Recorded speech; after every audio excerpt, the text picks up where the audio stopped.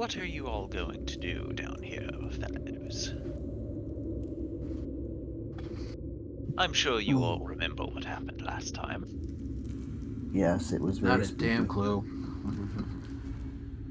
You don't remember the scary thing and the spooks? Oh, that's all I remember. I just don't Very remember spooky. why we went through it. We're currently doing 100% map completion. Well, might as well make our way downtown, down the hall. Making our way downtown. All right.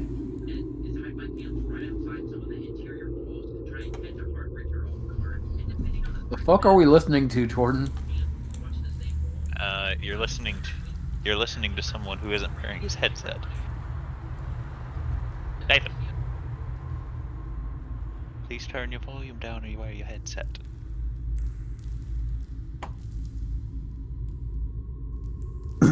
What's even worse is whenever I cast shade at him, he didn't even frickin' look at me. Well, he just flip you off without looking or something? No, he didn't respond until I yelled at him. Alright.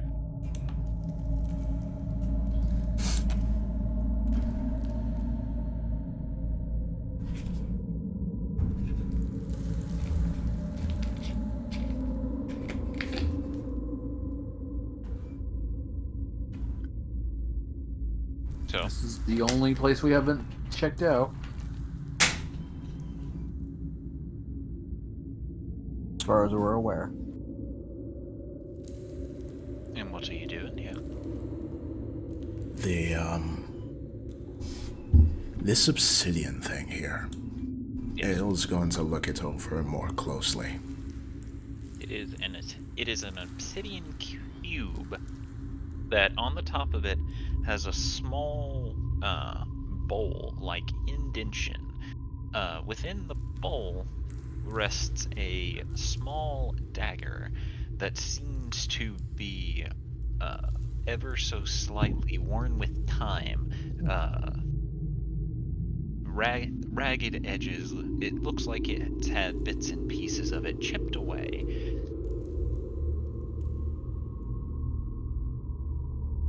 Ail's going to look the dagger over, and then we'll Okay. look back to the others in case anyone wanted to identify it. I think we only have one person who can. Indeed, bulking down in the south room.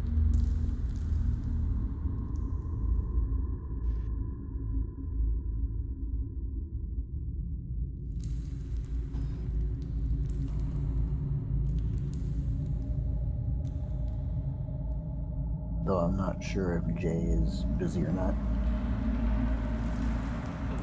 I'm not sure either. All I know is George is in the room with you guys. Well, he's deafened, so he can't hear us either. Alright, so he's a little busy at the moment. Describe the room again, please.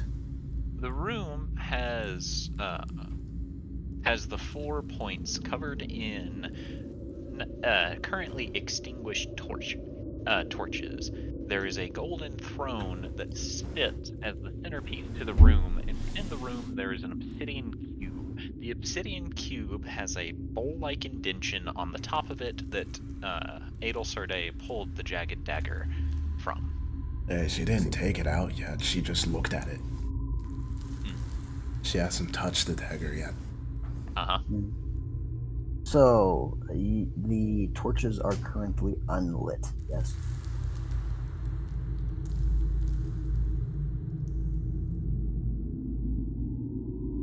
I didn't catch what you guys said. The torches are currently unlit, yes? Correct.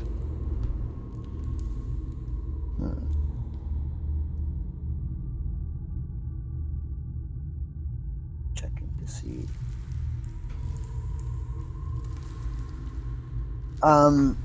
In order to use Firebolt, do I have to, like, physically throw it, or could I, like, hold it in my hand and use it as, like, a torch? Like, to light a torch, I mean. You can use it to light a torch, but it cannot be your torch. Yeah, like what I wanted to do is I wanted LV to like form a firebolt in her hand and use it to light the torches. Yes, you can theoretically do that. Okay, she's gonna go around and do that, light every torch. Okay. You light the decanters, and eventually the flames will jump into being, starting off red before shifting into a black color, giving off a light vapor as the vapor begins to fill the room. Uh-oh. Can I roll any sort of check to determine why the flames are now black? Roll Arcana or Nature. Would prefer Arcana. So, And either or. magic check.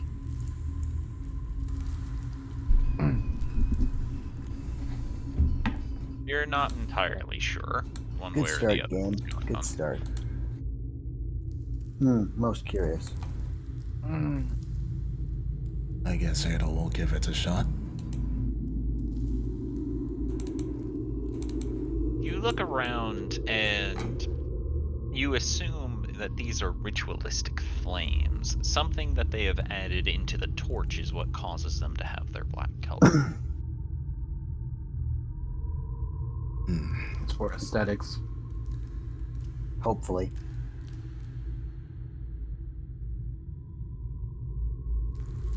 Oh, Ada is going to look at the bowl. How much liquid does it look like it can hold?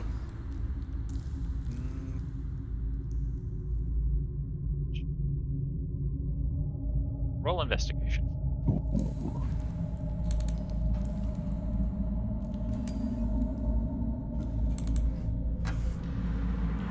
As you look the bowl over, trying to determine how much fluid it can hold, you actually notice that in the center of the bowl there is a small, easiest way to describe it is a cut in the very dead center of the bowl that looks as if liquid would drain into it if you were to apply any. Oh boy. Well then. I wonder what liquid we're supposed to use.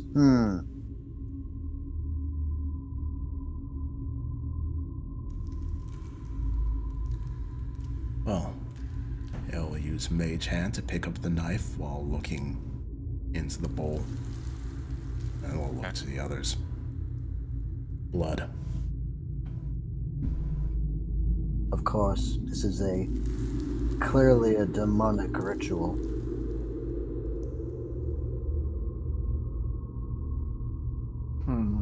The question is, what purpose does it serve? There's no writing on anything around here? No. No writing at all. Does Adel see anything if she slips on her invisibility goggles? Nope. Alright. Adel will look to the whip. What do you know about this room?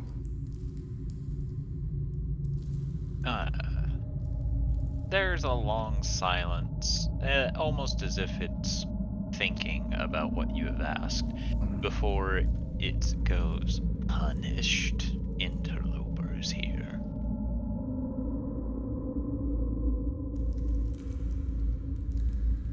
So what happens when blood enters this bowl? Drains in.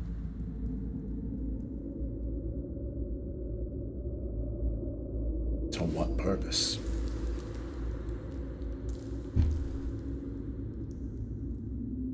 Hold on, I need to roll to see if I have to roll to see if it actually knows.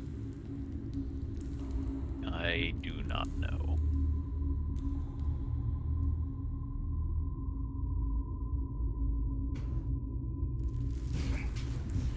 Elle's going to look at the base of the bowl Where does it look like the blood would lead to?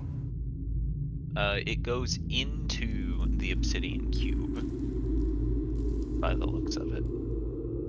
Is there anything noticeable about this cube? Can she roll something to see if there's something up about it? It is an obsidian cube with a bowl-like indentation on the top and a slit in the middle of the bowl. That is the only thing that is of note of the obsidian cube. Can the cube be moved? You don't know? You haven't tried. Well, Julie's just gonna see if I am there. how heavy it is, and just kind of see if it's movable. Roll athletics.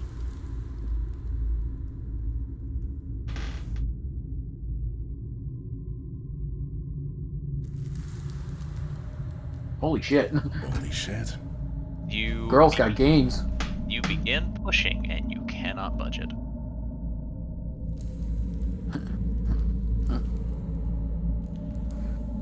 She looks really good with doing my it. strength, I ain't moving. Adel's mage hand will gesture the knife over to Otto in case he wants to identify it. Oh, yeah, I can identify it. Otto will then, there's no one to stop them yet, is going to touch the knife and try to identify it. It appears we have found a site for some sort of demonic ritual.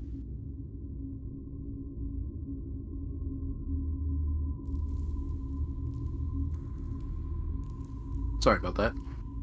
Alright, so you guys have about 10 minutes of in-game time. What do you want to do during this time? Huh? 10. Oh, yeah. Identify. He can either choose to cast it as a ritual, or he can choose to cast it in a minute, and I assume it's going to be as a ritual. Okay, so what's the thing? Is there something possibly in the cube that gets fed when blood enters? Or does it just lead to a spot where to activate magic via sanguine effect? We wouldn't really know unless we would be able to lift the cube and see if there was anything underneath. Yeah, and unfortunately, this, as try as I might, this is not budging. Be still head over. Me won't try. Yeah, Don't hey, try. you know what? Yeah, I'll give Beastie a hand. We could do like a double lift. I'll stand back then. Just try not to. If you sense something's go wrong, just let it go. That'll be fine. Alright. Highly suspect it will not be fine, so I will back up. Beastie, Was indeed not fine. you begin pushing, and much like Jubilee, you find it does not budge. Ooh. Heavy. Told ya. Really stuck in there. I assume the bowl's not removable either. No, it is a part of the cube. Figured. Elle's going to look towards the throne now. Is there anything noticeable about it? It is a golden throne. Actual gold or painted gold? Go look. Elle will go and take a look. Investigation. Huh? Roll investigation.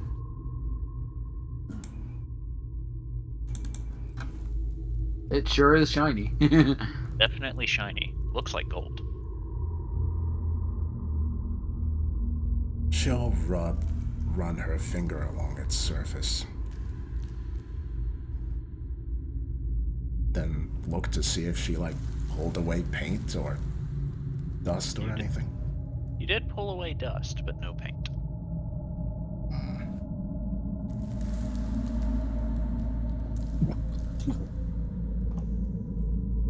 As George looks at it, does it look similar to any throne he's heard about or read about at all?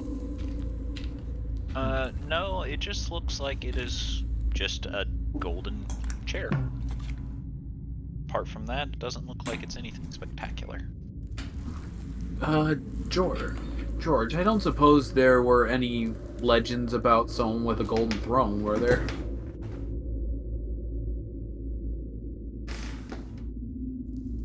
Oral history to see or no? I've already answered this question. No. Okay. Didn't know if I had to not- prompt that. That's why I asked. Sorry. Not to my knowledge.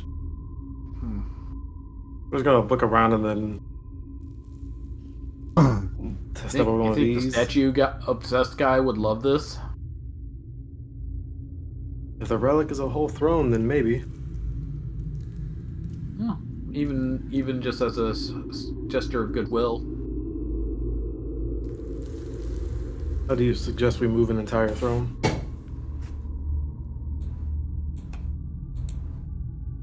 Can Beastie try and lift it? Well, athletics with disadvantage. You cannot lift it. She just shrugs.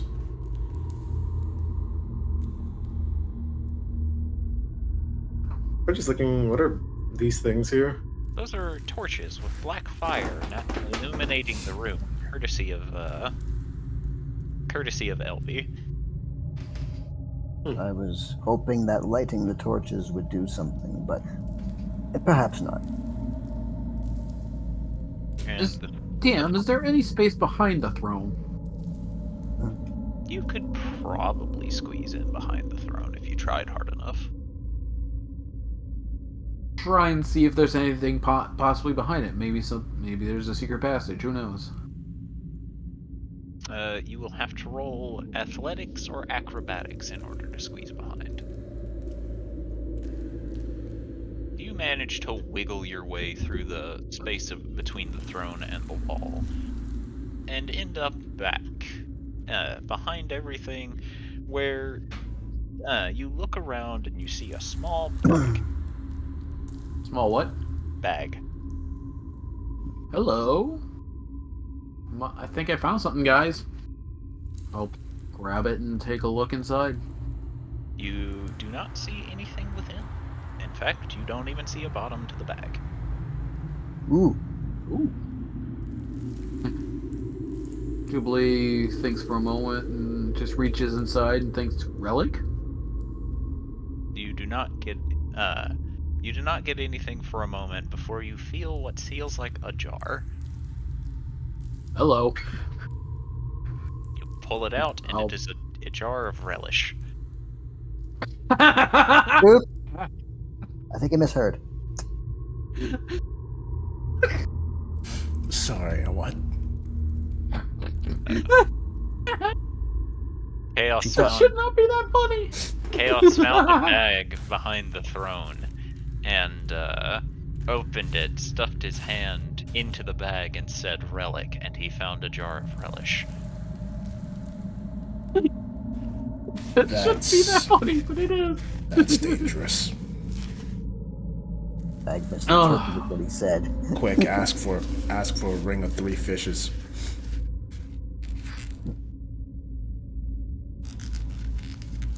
Jubilee just puts, like, sticks a hand out from behind the throne with the jar of relish and puts it down. No context to anyone else. Fulgrim goes, ooh, relish. See if we can find a hot dog in there. You know, just out of curiosity, Jubilee reaches in. Hot dog? You do not get anything for this. Nope, no hot dogs. Damn it. Ugh, it was worth a shot. Yeah. Well, I think I found myself a bag of holding back here. Not much else, though, so problem is, if I don't know what's in it, I can't really call it out. So no way to just dump everything out of it all at once? Oh, yeah, there's that. Hold But on, I'm coming back out. probably more like an open area, so that, worst case scenario. Yeah. That's why she This- said she was coming back out. Do I need to roll another acrobatics or get step broed? You do need to roll an acrobatics, yes. You literally just making it just because I made the comment. No, I was going to make you regardless. Well, I think I'm stuck. You are definitely stuck. This Jubilee's time, front half comes out, but then... Uh-oh. Hang on, move over. I'm gonna try and pull her out. okay. Roll athletics, or roll athletics. Roll athletics or roll athletics? I think I'll roll athletics. Good fucking god damn it! I'm now stuck further, somehow. All right, so you grab Jubilee's arm and you pull, and all of you hear a very distinctive pop of Thorgrim dislocating her elbow. Ow! Ow! Ow! Fucking ow! My elbow! Ow! Your Yeah, elbow, not your mine. elbow, Jubilee's elbow. Oh shit! Oh, sorry. Sorry. High-pitched screams. Jubilee, you take 4 points of bludgeoning damage. Shit. Sorry.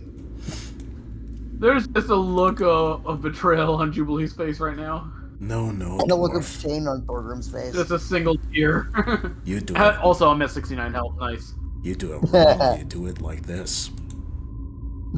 Oh no. And Beastie does manage to wiggle Jubilee out with very little issue. Alright. Now, what would she have to roll to relocate her arm? Medicine. Alright. Oh no. Other arm! Alright, so Jubilee. Beastie will firmly grasp your forearm with one hand and then your bicep with another, lifting your arm up, causing you excruciating pain as she examines your elbow, and then ultimately has no idea how to help you. Oh, please stop, please stop, please stop. Actually hurts a lot. Actually hurts a lot. Here, Like she's tearing up right now. here, I'll fix it. I'm gonna use my hand of healing. Okay. And I'm gonna, as his hand glows, he's going to use his own medicine, because he's actually got a really good medicine, to basically play Dr. Thorgrim, even though he's the one who caused it. Please don't roll a one. I'm afraid what's going to happen to me if you do. If I use my healing hand in conjunction with this, can I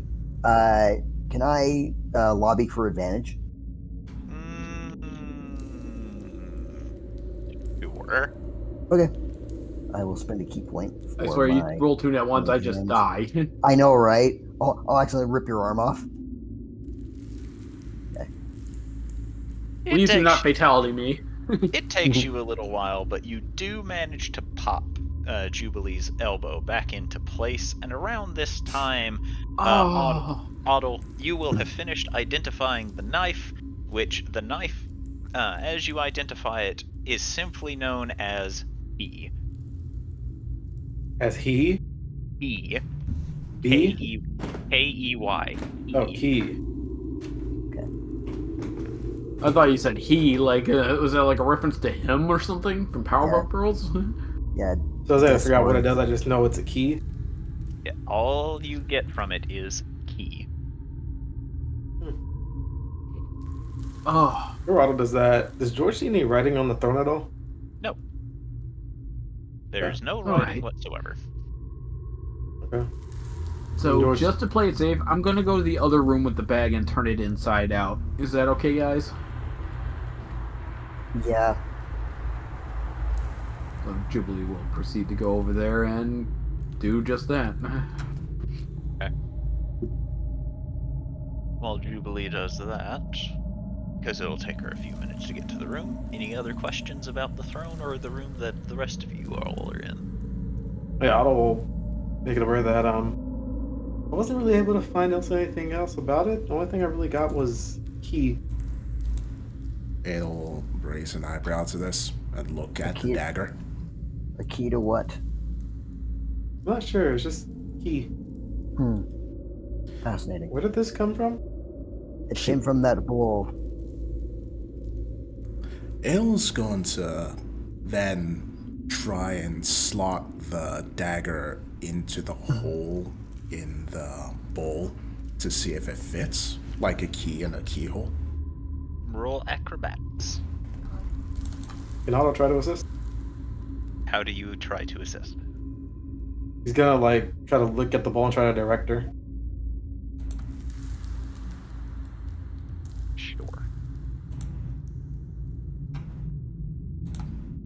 It takes a little time, effort, and a lot of wiggling of the knife, but it does, in fact, slot into the slot very well. Alright. She'll then turn it. Roll athletics. Oh, yeah. Okay. So as you begin to turn it, you feel a sudden force, as if something is repelling the knife out of the cube before it gets launched upward as the key bounces off the ceiling and falls to the floor. I have never seen a keyhole outwardly reject its key. That is fascinating. Beastie will march over and pick up the knife. Silly elf. This not key, this knife. No, it's a key.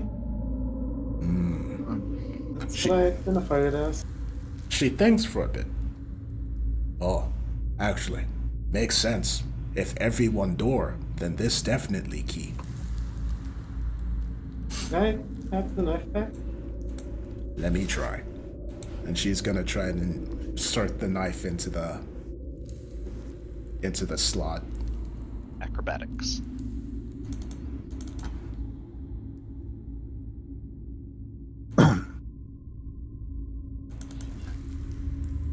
Why, I wish she had advantage. Unlike Edelsarday, Beastie, you have a hard time finding a way to get the knife into the small slit in the bottom of the bowl, as every time it seems that you have it aligned, the knife tip just goes off to the left and you can't seem to get it firmly in. She grunts in annoyance and hands the knife back to Otto. Otto's gonna try to get the key in there. Beastie will provide help. Okay. Wow. Otto, you manage to wiggle and jiggle the knife back into place. Okay. You can try turning it now, Beastie. Alright. She'll rub her hands together and then we'll try to turn it. Actually, you know what? She's gonna activate her tattoos and then try and turn it. She's angry now.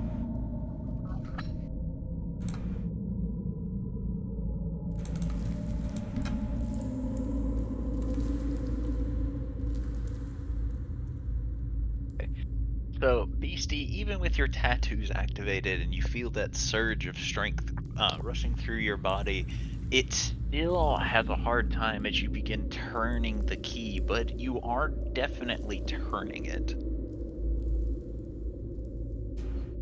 So, do I have to roll again, or? If you want to continue turning it, yes. Alright. Jesus, good thing she's using her tattoos.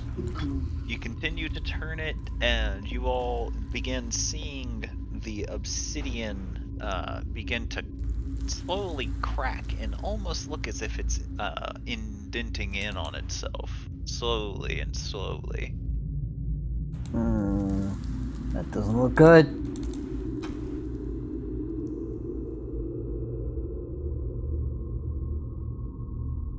I was gonna take a step back. I'll And also take a step back. With the third one, Beastie, with no hesitation, no fear, you continue to turn and you all hear a loud click as the obsidian cube has a jolt of black energy course from top to bottom all the way down before it begins falling into dust, leaving only a pitch black onyx laying in the pile of dust. Beastie will pick it up. Roll a constitution saving Oh dear. throw.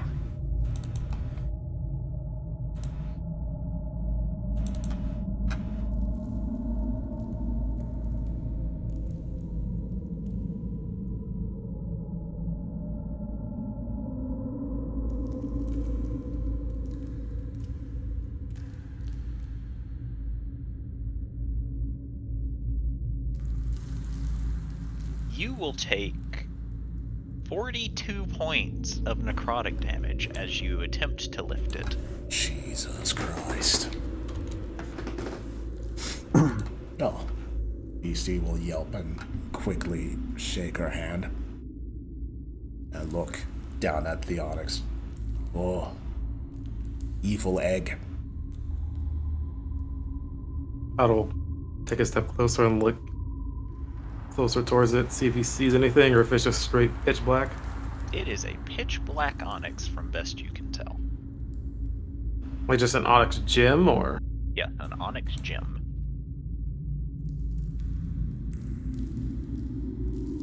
Huh. But I don't have to attach it if he wants to try to identify it again? Yes. Identify requires you to touch.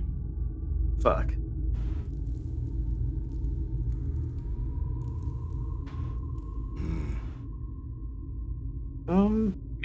Meanwhile, with Jubilee. Oh, I forgot she had moved. Where the fuck did you go? So, Jubilee, what you doing? I'm turning a bag inside out to see what's all in it. Alright. So, you turn the bag inside out, and first and foremost, the room fills with darkness. And as this occurs, you hear several sounds of clattering, including a metallic one, a solid thud, and what sounds like paper hitting the floor. Rolled up paper hitting the floor.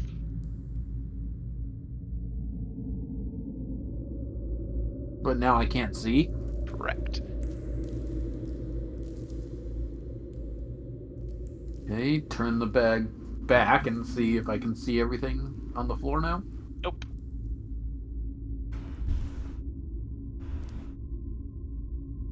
I'm gonna assume one of the items I turned out is doing this. Guess I'll get on my hands and knees and carefully feel around for the items. Roll sleight of hand with disadvantage. I'm just trying to, whatever clanged, I'm trying not to cut myself. Da-da-da, with the disadvantage. Da-da-da.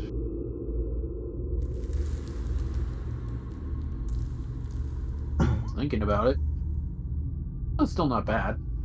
You feel around for a while, and you find a very large thing. And as you feel it over, you're fairly certain it's a corpse. It's a what now? A corpse. A dead person. Oh dear.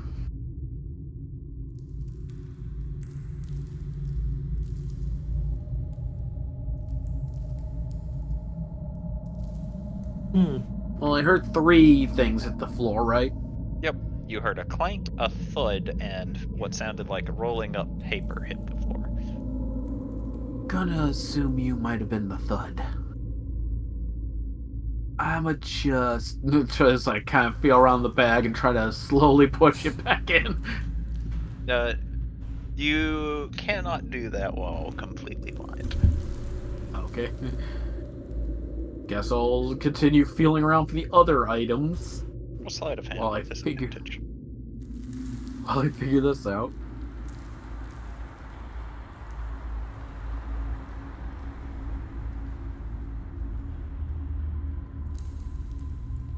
Huh.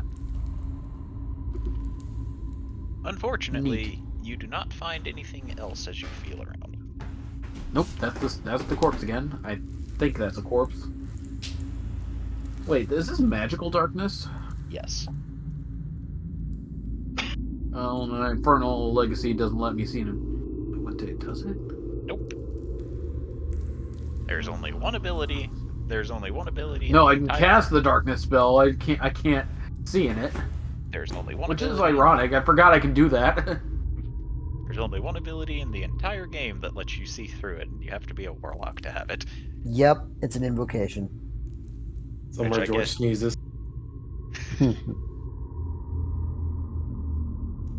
I like how no one else is aware of what's going on. That's not true. Scalodius would be.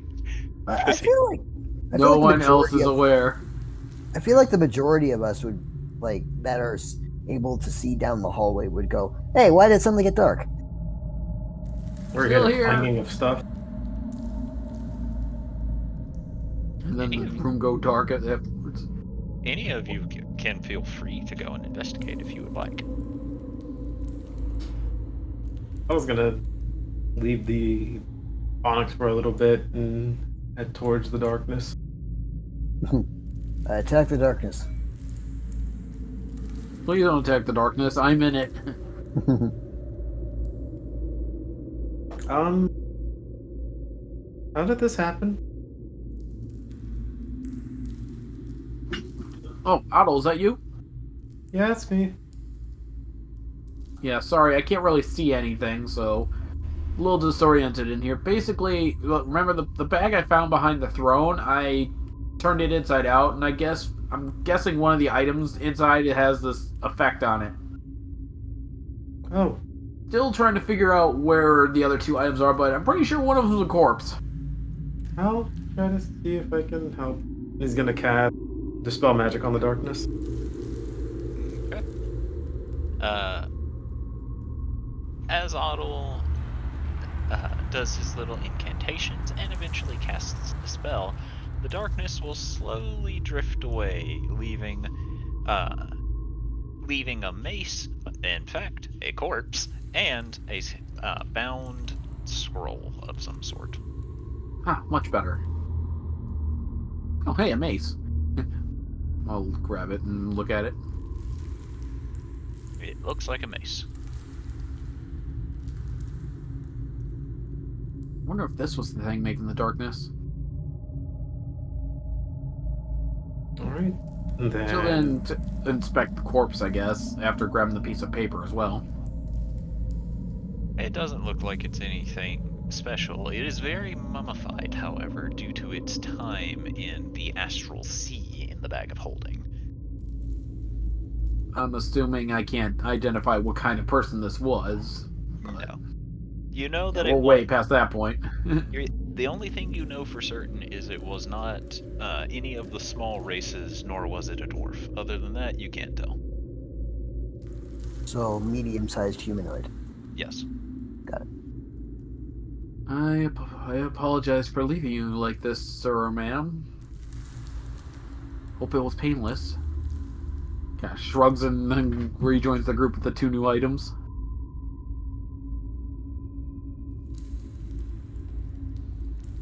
Father, would you mind giving the corpse in there a nice send-off, I guess?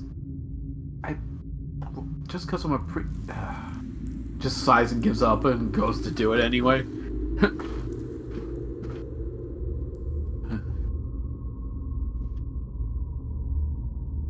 I'm gonna try something.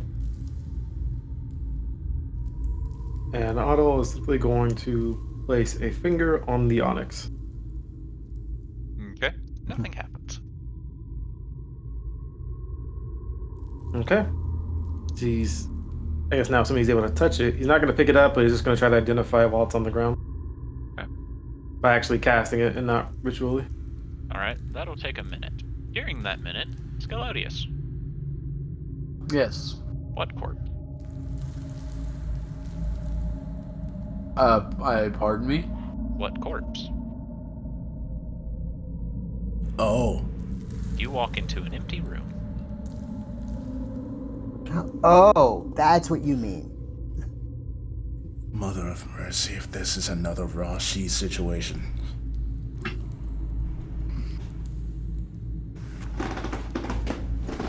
What corpse you believe? What corpse? Oh, the one that's laying in the...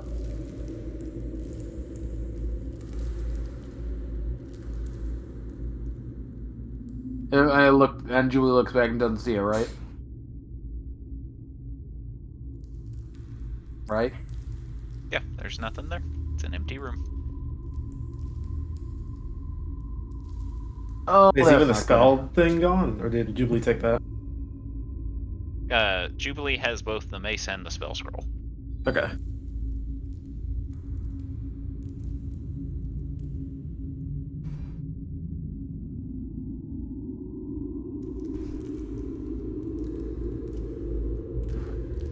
So there might be a walking mummified person in this area now. Adol just gives Jubilee a, what are you talking about look? Bag had 3 items in it. One of them was a corpse, one of them was this mace, the other was this scroll. Corpse I left in that room. It's not there anymore.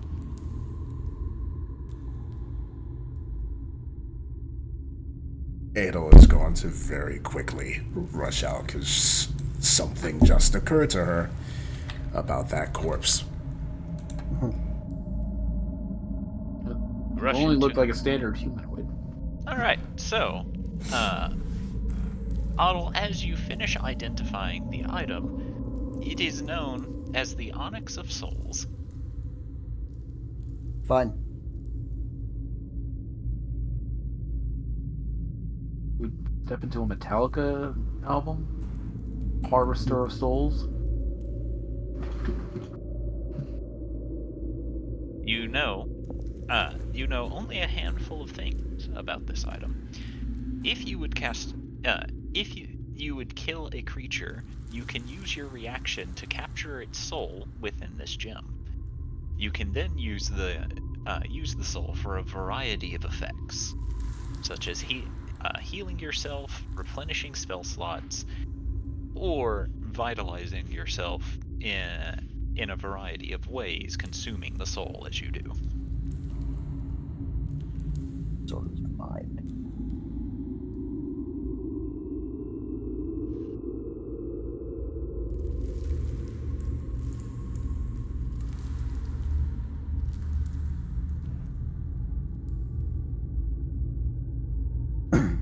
Huh. This gem does a lot of things with souls. Nothing good, I take it. You can heal yourself and do. Good for a wrong drawer, but like a variety of things. It can heal you, replenish spell slots, or vitalize your body. Vitalize your body for the price of consuming the soul trapped within. Oh. Yeah, it can heal you, give you back your spells, or, revitalize your body if you consume the soul that's inside.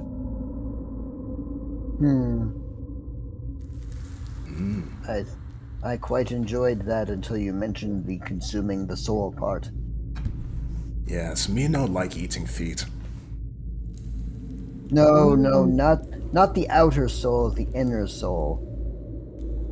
Yeah, I'm not even too sure how you're supposed to capture a soul. Think this thing that's King want?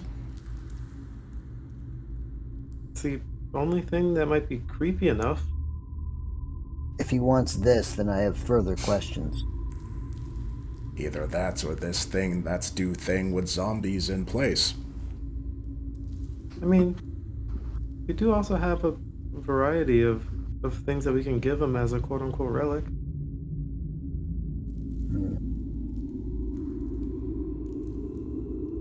Yes, I do not believe we should give him the soul-eating amulet. That seems like a terrible idea. Beastie's gonna try and pick it up again. You can pick it up, no problem. Huh? You can pick it up, no problem. Beastie will pick it up and look at it confused. I mean, what you probably did was maybe got hit with a trap that was attached to it. Oh. And she quietly says, "No tell Prince." In the same room as him. She's being very stealthy. Anyway, Adelsarde, you rush into the other room. Alright. Does it look like there's any sign of where that body went?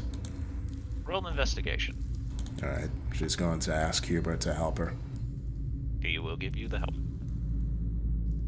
I mean, if it helps, I saw it maybe right around here.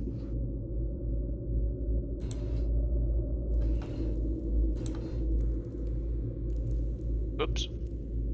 I was like, uh-oh. It went this way. Wait, why is there initiative? Why did I not clear out the initiative?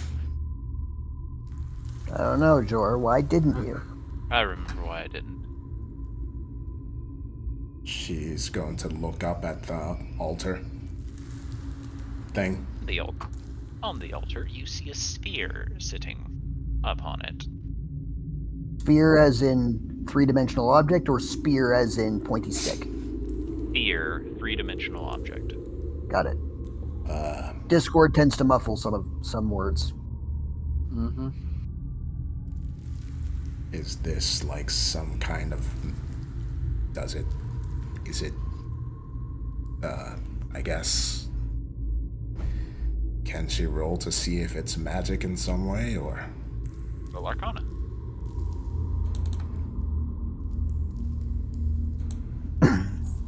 Well... It is giving off a faint glow and a hint of magic. They're doing that. George is gonna walk to Beast and be like, "Can I see that?" Beastie will hand it over. Yes, sure. Definitely no half-trap in it. Definitely. Ha ha ha ha. Here. Okay, and then he'll take the onyx stone. Okay. This could actually work pretty well with the swords, huh?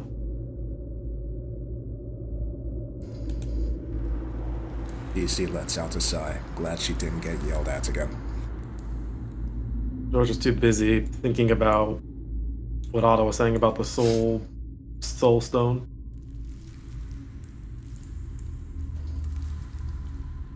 We really are going to try to collect all the Infinity Stones.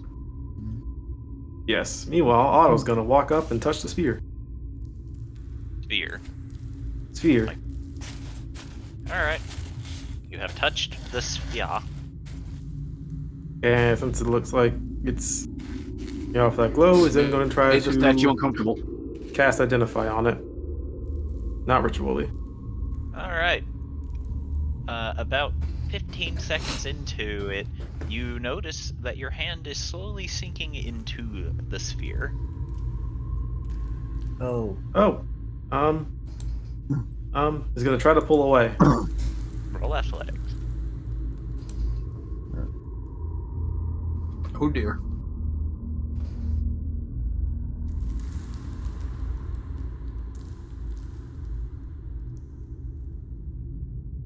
Well, in a panic and with a rush of adrenaline, you do manage to pull away from it. You do not see any type of indention on the sphere, however, but you do know that it was attempting to pull you in.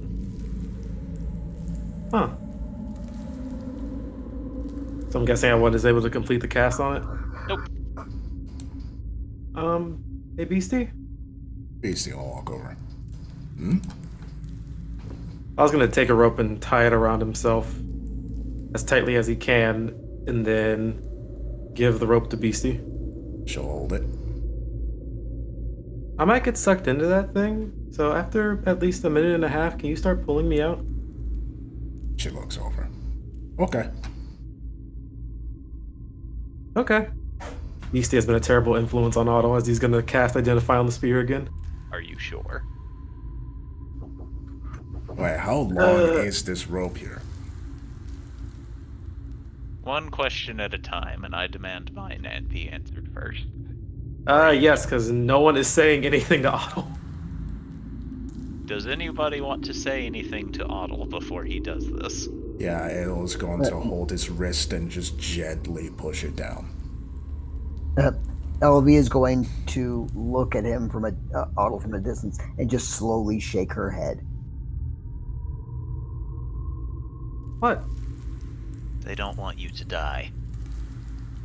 or whatever None will of us happen do. when you get absorbed into that thing. We don't even know what that is, so we don't know if it is a dangerous creature or what.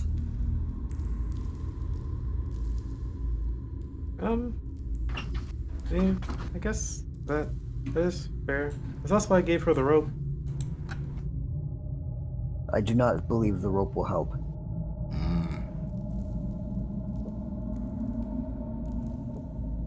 Okay. Then I can just do this then. Nate's just gonna bonk himself with detect magic and try to see if he can determine what kind of magic the spear is emanating.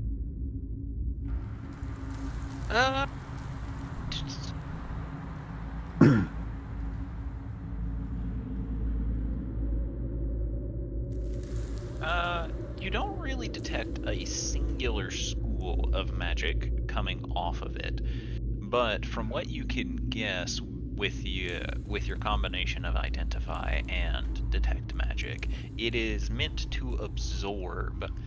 Uh, it is meant to absorb organic matter. Oh, Is that just an ooze? Yes, No, can I perhaps use investigatory action in order to see if the sphere is barely imperceptibly moving? it is not moving. Okay. oh, this thing is supposed to absorb organic matter somehow. Well, it is So not yeah, quite. really bad idea to go inside it.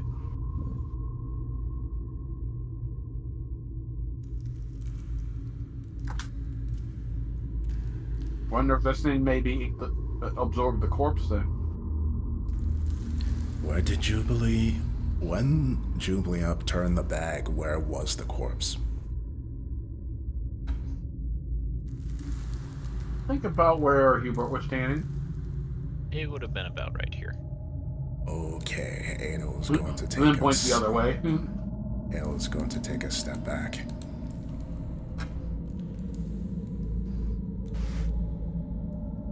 I was gonna also take a step back. Adelsar Day, if you may humor me, I have two hypotheses. She looks over. Hypothesis 1, this creature hit the corpse. Hypothesis 2, the corpse got up and walked away. She gestures around as if to say, just see if there's any proof that it just walked away. I have There no is method of doing so.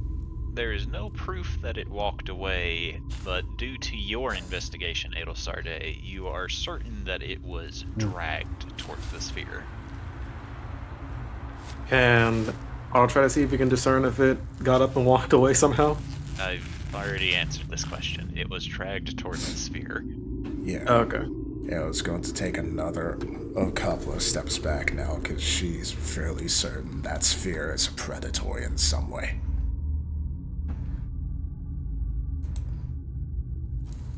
Appears one of my hypotheses has been proven correct.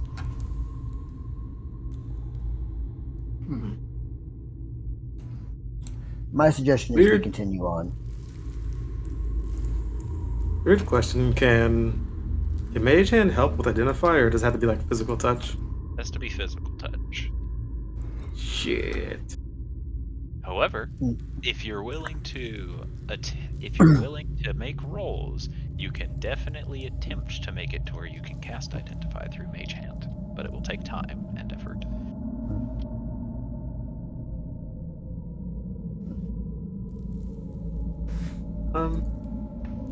Day, I have an idea. She'll look over. If you want to actually figure out what that thing might be, I can give you something that can help you cast Identify, and you can try to just do it through your Mage Hand, maybe.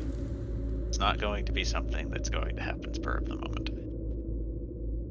Oh, okay.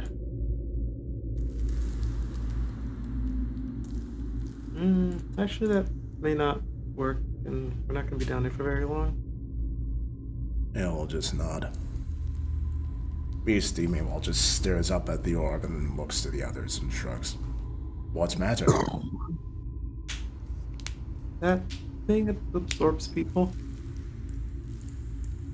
Oh. She looks back at it. Hey, hungry. And she'll toss it to Ration. The Russian will pop against the orb for a second before hitting the shrine below it, and then you all watch as it slowly drifts up back into the orb where it is promptly absorbed. Oh, well, that's one way to discover it.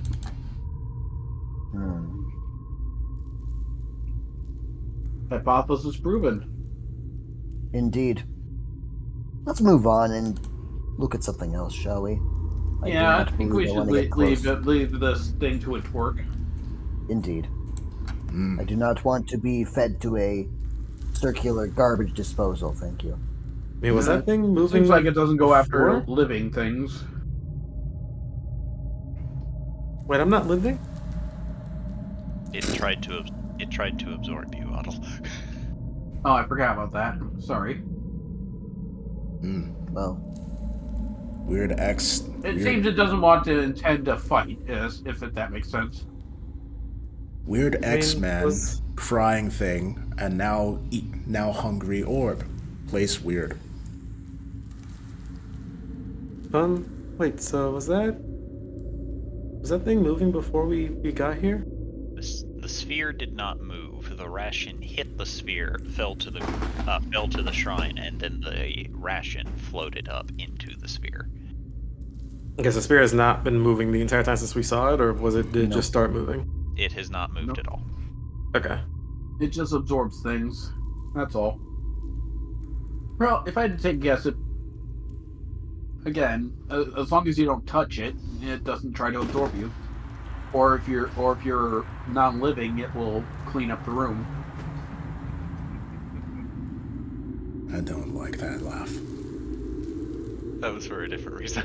Okay. Non-D&D related. I mean, it's technically D&D related, just not for this. Well, George, I think we've gotten all we can. George thinking to himself is just like, I think I may have figured out a way to get rid of curses. I see. Totally dropped that on his friend.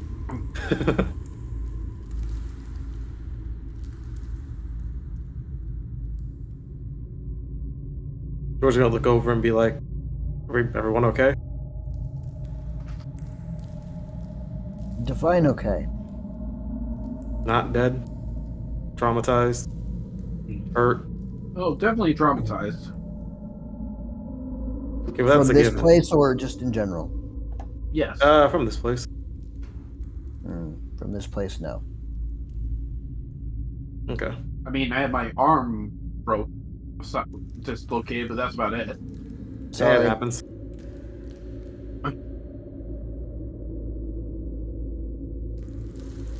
And I think emotional tensions are still high between certain people.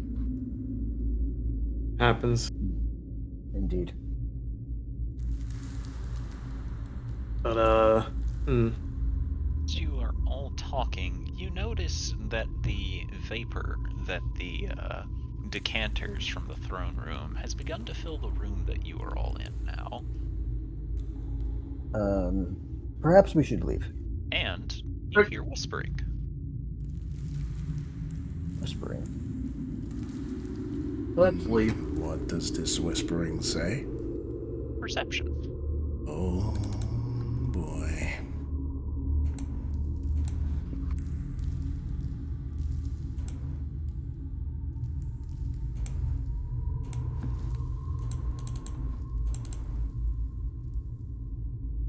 Why do I have to be nice, George. decent at this? Nice, BC. Dope. Alright. Let's see.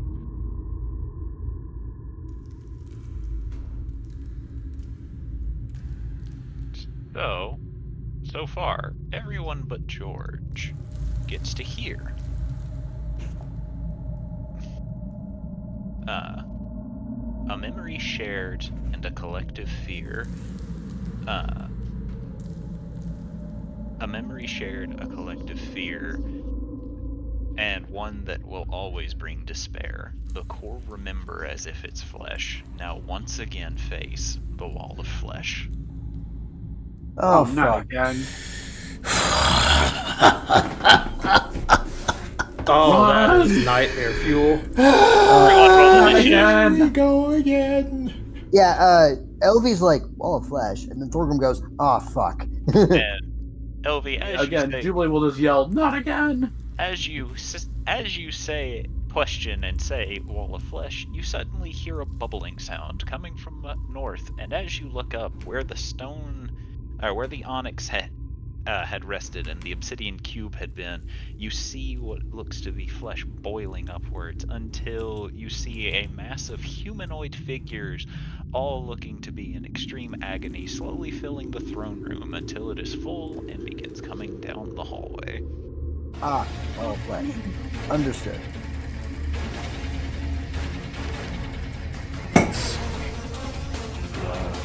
Rolling the initiative. It's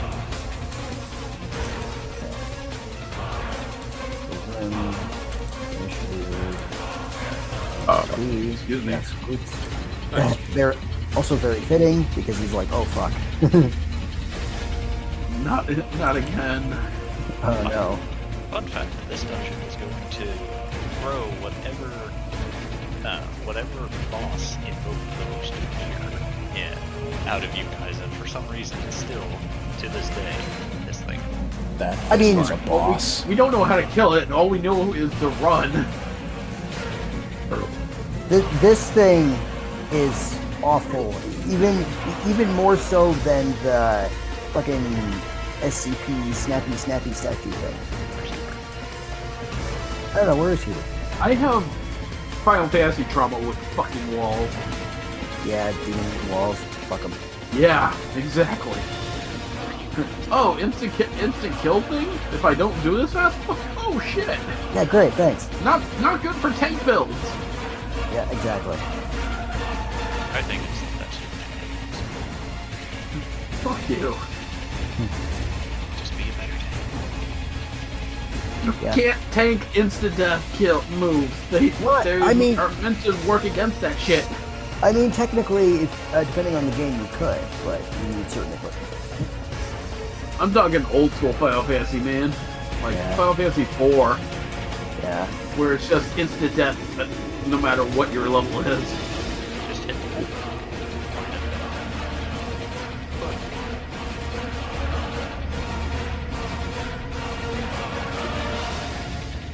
Why are there two Cuberts on the initiative? Because we need him to go double time. I mean, Well, that's wrong. He's cloned himself. do you think maybe we might stand a chance against it this time?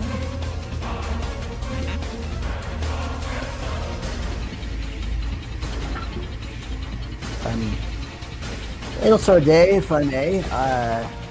That's not No. Adol speaking, by the way. That's me. Adol wants to GTFO real quick. Oh. Well, then, my dear friend, no. Well, Thorgrim, you get to go first. Okay. So, Thorgrim takes one look at this thing. See that it's very slowly approaching and going, big zombie wall. And then just, yeah,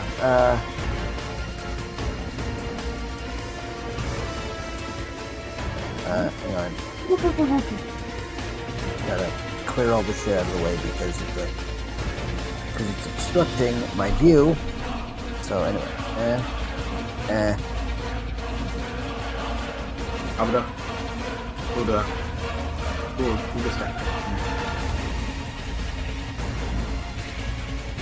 just double move. Ah!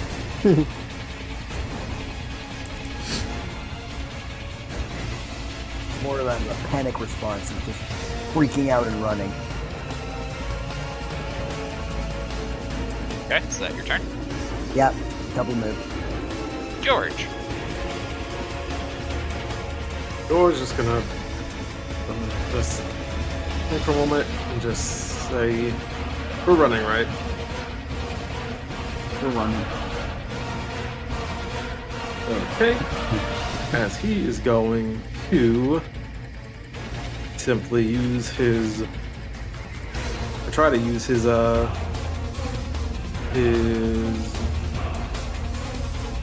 forgot what it's called, but he's gonna just pretty much cast Scatter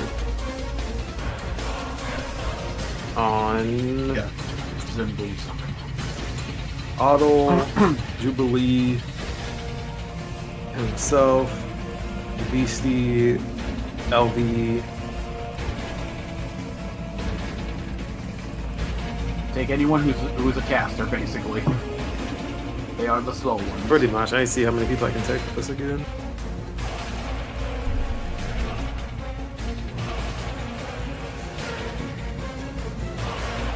Okay, up to 5. So that was 5. So you're allowed to move full speed? 120 feet from where I'm at. Oh, Jesus, okay. Yeah, you're not talking about my ability. This is his ability. Okay, so 120 feet from you. In any direction? Pretty much. As long as if it's, well, not any direction, but pretty much. It has to be somewhere he can see. Oh. Yeah. Oh, That's fair. huh. That doesn't limit, that limits our options a fair bit. Which I'm going That to. hallway. I'm going to be a lenient DM and have George move before. Yeah, he that's what I was casts gonna it. say. I was gonna say George would probably move before he casted that at Yeah. least. Yeah, move to like I was thinking that was I'll probably move. ish. Yeah, my movement and then do it.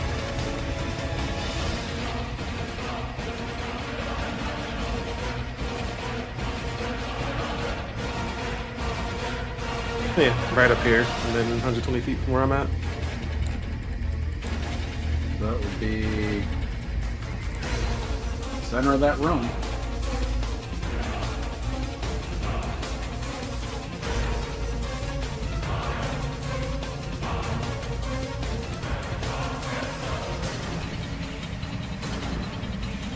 And who all are you allowing this to happen? You, Adel, Jubilee, and Elvie? Yes. Yeah. Okay. Model too, but yes. Okay. He took all the women except for Beastie. As you all appear down the hallway, you hear a loud whirring sound and a loud bubbling, and you turn over. You see the sphere seems to be wobbling and shifting before it cracks open, causing another wall to fall out, Why? boiling into being. This is just like with the tombs in the other place. Yes, it's almost as if there are milestones that if you reach at a certain point, correspond them. It's almost like we're reusing the same thing. Yeah, this is a temporal-based dungeon. It was going to make you fight. It was going to make you fight whichever one scared you most. AKA And- reuse assets. And it was this one for some reason. This is the only one that I can say I invoked true fear. Because we were low level at the time. Yeah, even like 3 times the levels later, we are still scared of this damn thing. George, is that all you're going to be doing? I'm going to assume that's a yes, because he's going to be aggressive. Elvie.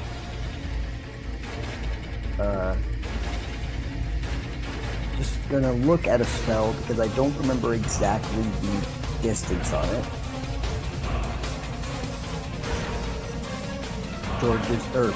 Jay is confirming. Oh, wow. See, okay.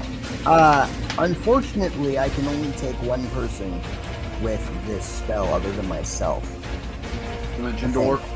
Yeah. So, Yeah. Jubilee has it too, so. So do we want to Dimension Door us the fuck out of here at some point? Doesn't this... We should try to take the slower people out. I'm pretty Yeah, sure we can. that we tried to do dimension dooring out of here before and it did not work. What I mean by out wait, of no. earshot- It did work. It was just that there was a wall in the way that stopped it. What I mean is like as far away from the flesh wall as possible. Not like out of the dungeon completely. We should hold off until our companions catch up. Okay, so just by foot then? I guess run. And then hoof it. Alright, LB will hoof it. 30 and 60.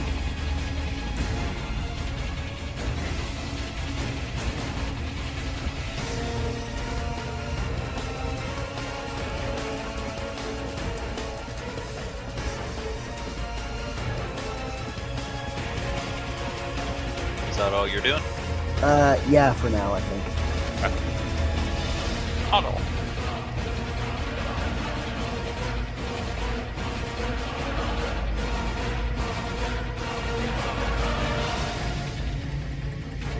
Yep.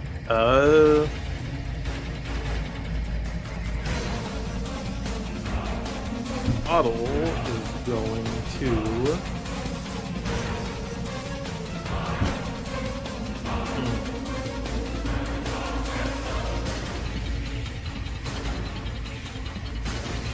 GTFO. We've never seen this before. Boing, boing, boing, boing, boing, boing. Bunny hop the fuck out of here. Scurry like a rabbit.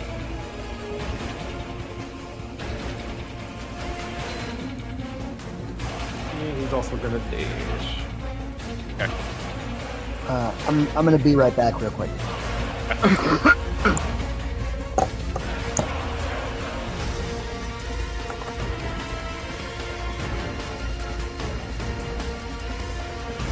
And that'll be his turn. Alright. Beastie. Oh boy. Well, I don't know why. I feel like playing Tekken now because of this music.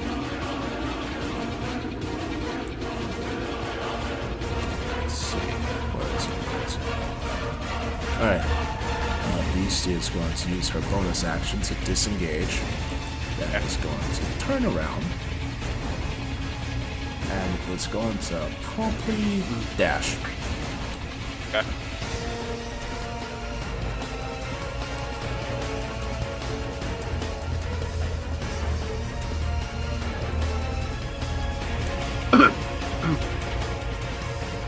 She ain't fucking around with that.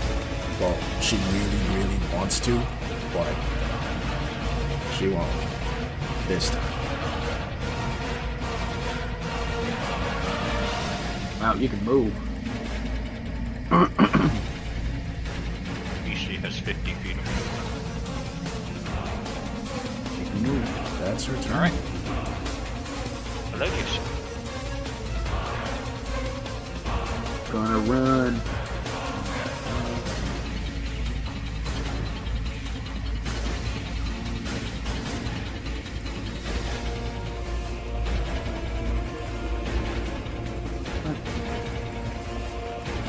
Yeah. I think that's right. Hold on. Let me measure real quick.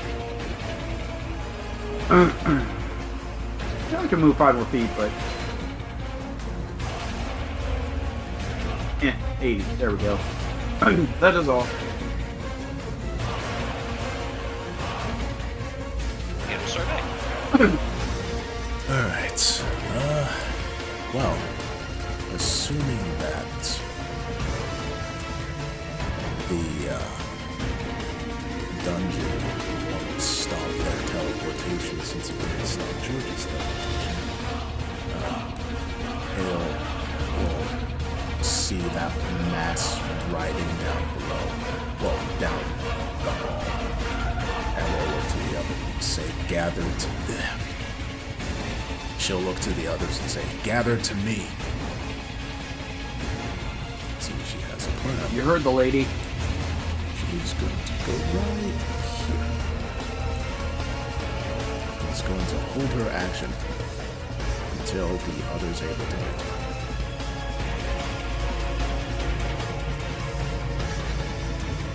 Okay. Good blade. Huey's gonna join up on Adel. Her mace at the ready, just in case something else tries to swing at her. And give her inspiration, and that's all.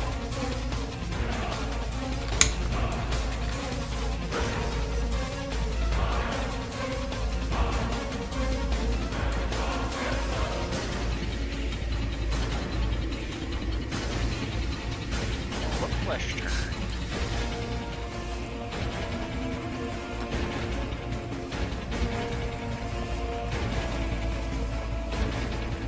Fill up that all the way to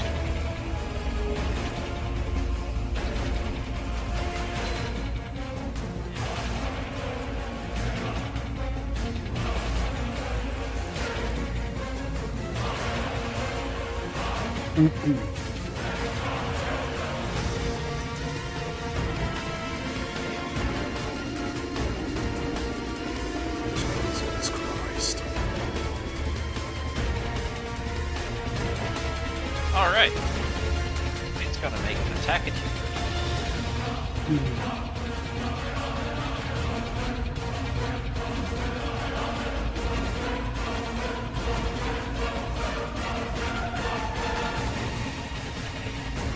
You all watch as the bodies will pierce from the wall, scraping at the ground as it's clawing the mass forward, only to be re-engulfed in. And as it catches up to Hubert, you watch his hands reach out, clawing into the armor, and you can hear the sound of claws scraping against it as they hit him for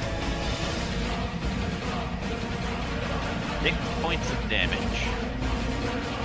And now have him restrained. Of course. Thorgrim. Alright, you first. George.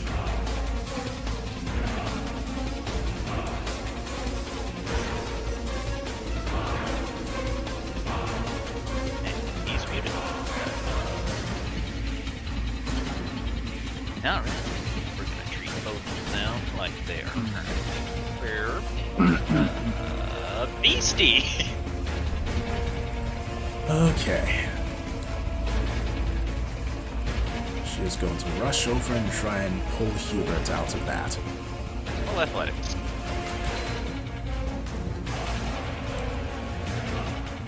Oh, thank God. Alright. You rush over, grabbing onto Hubert, pulling, ripping and tearing the arms of the ones that are currently holding Hubert off as you do so. Alright. She's then going to pick up Hubert and is going to start running. Yeah. So, what's half of 25? 12.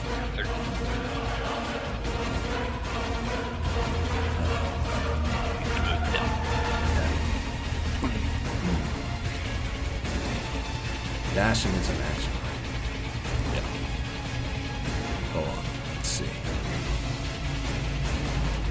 Unless you have an ability that allows you to dash out of the section. Yeah, I'm trying to see if I do. I don't. Wait.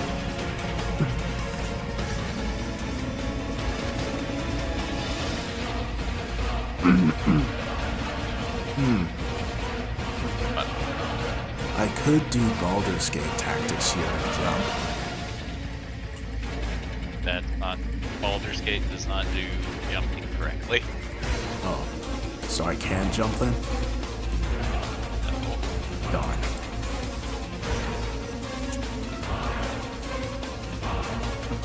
Okay.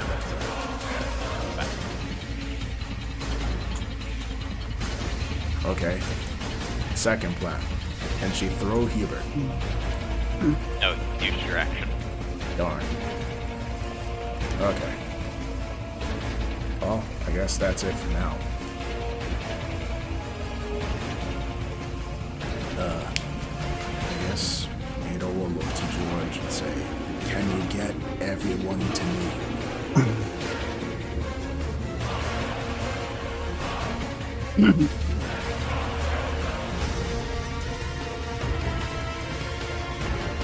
Speaking of George, it's actually we need to go back.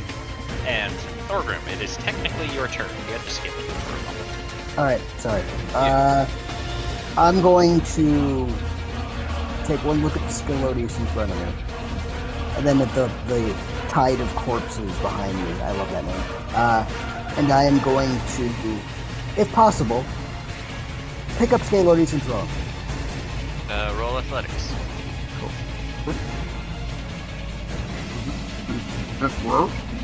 Forgive me, Father, for I'm about to sin. Not this son of a sword! Eh. That is as far as you got to go, Marcus. I mean, that gives him a bit of a boost. So Didn't really need it, but okay. I mean, I'm helping. Doesn't have any methods of helping. So 40 feet. So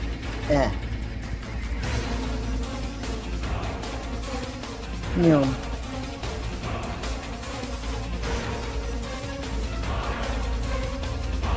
Alright. As I'm running by, I go, hey, George. Speaking of George, it's your turn. Yeah. Adel Sergey said something to you real quick. Oh, what did she say? Can you get everyone over to her?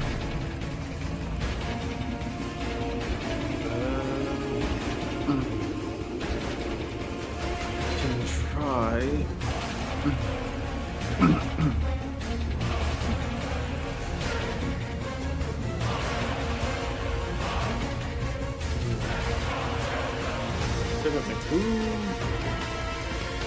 They try to guess who's had the most movement out of who's able to move the fastest out of Beastie and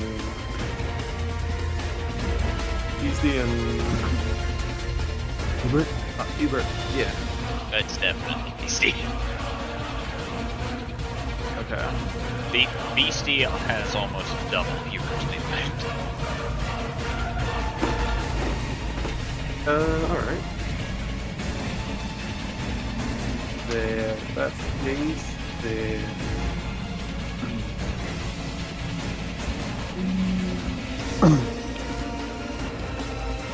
George is going to use a pass to do Misty Step.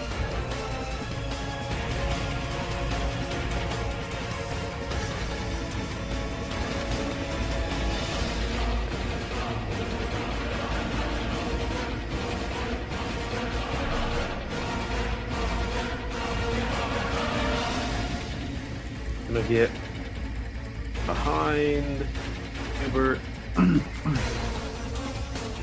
and cast Understep. Alright. As you get behind Hubert and cast, for just a moment you see one of the creatures come out of the wall, his hand glowing with magic, as it will attempt to counterspell you. What Oh. the actual fuck? Oh no. George is going to counterspell it. Alright. As you cast counterspell, you watch as the hand shrivels away before the creature that attempted to counterspell you gets re-engulfed by the wall, allowing your Thunderstep to go off. That would have been scary. Yeah. Yep, he's just gonna get himself and Hubert right next to Edelfrede. Alright, the wall and Beastie both need to roll Constitution saving throws from the damage. Your wall doesn't knock people prone, does it? I don't believe so. I think they just take the damage. They actually save, but let me check.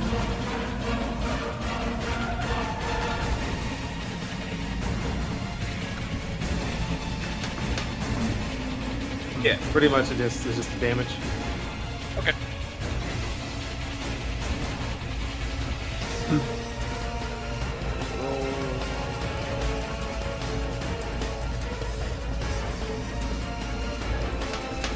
Beastie, you take 10 thunder damage in total.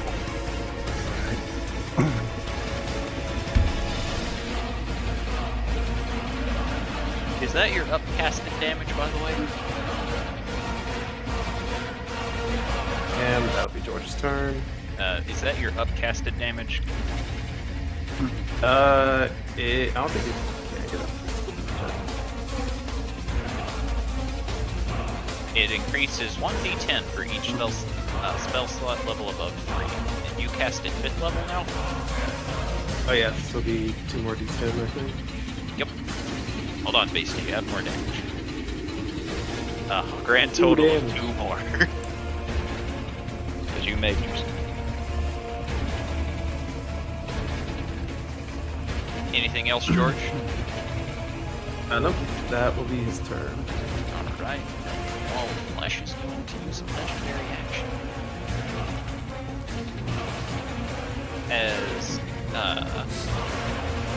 As one of the bodies will writhe upwards, clawing to get to the front before ripping the sides of the others and launching itself forward towards Beastie. Oh. With a 22 to hit. Oh, that definitely hits. Good news. You only take 10 damage. Bad news. You're grappled. Oh, okay. Alright. Yes? Could have sworn I had something that allowed me to escape these sorts of things with being small. Guess not. LB. Just one moment. I'm trying to measure something, but I need to actually zoom out. Hang on.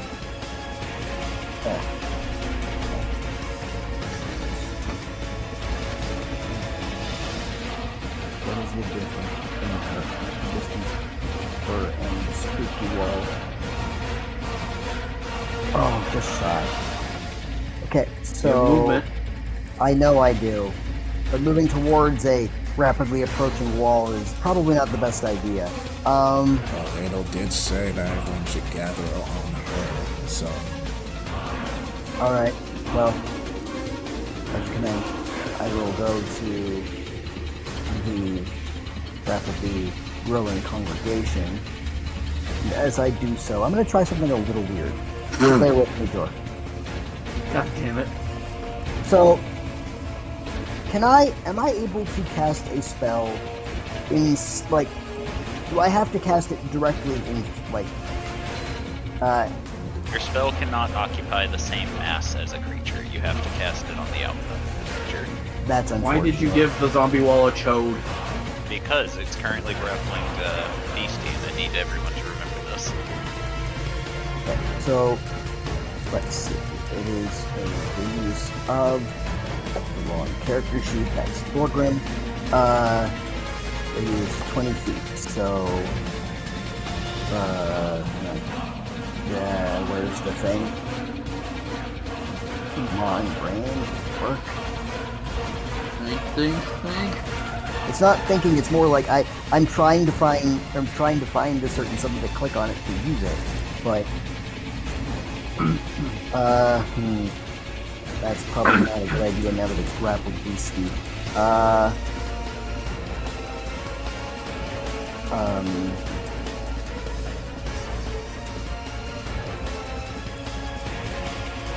Hang on. What I want to do instead is I would like to use Bigby's hand. From the hand.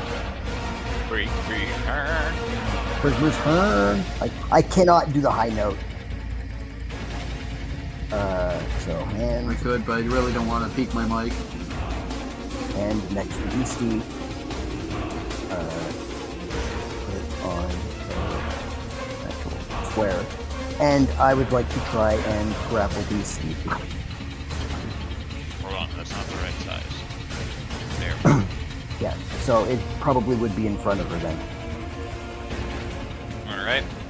You have to roll in athletics versus the wall. Yes.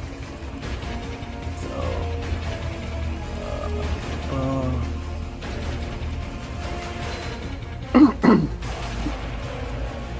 where is it? Here. Pushing, grasping. Okay, yep.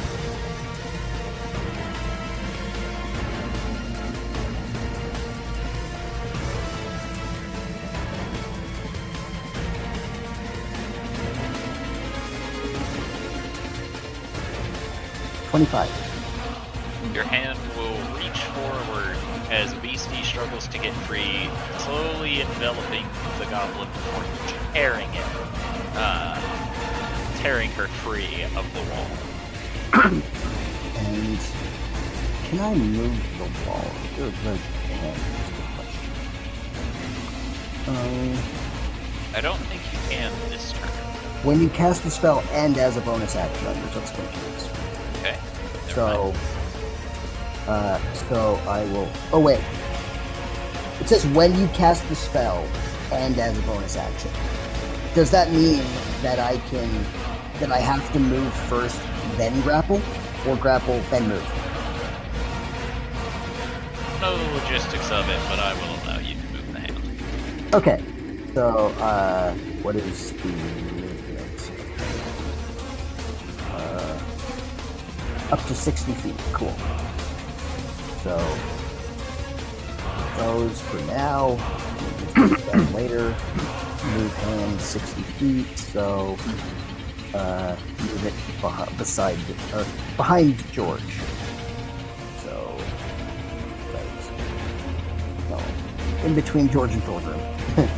Thorgrim goes, "What the fuck?" That's a giant head moves by.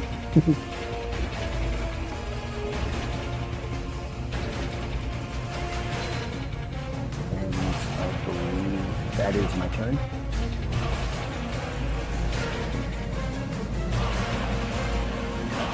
Let's see.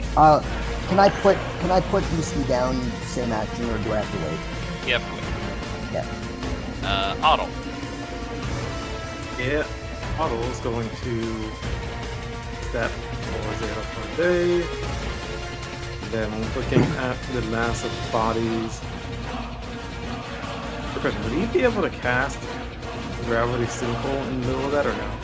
That's what I was trying to do. You cannot cast anything in the mass of a creature. No. Okay. I was hoping to slow that down, but If that's the case, he is going to worst case scenario.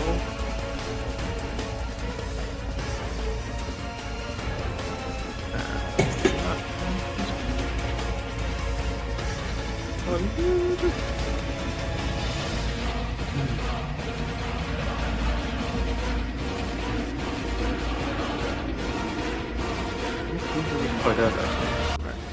He's going to. Probably isn't going to do much, but he's going to cast Wind Wall.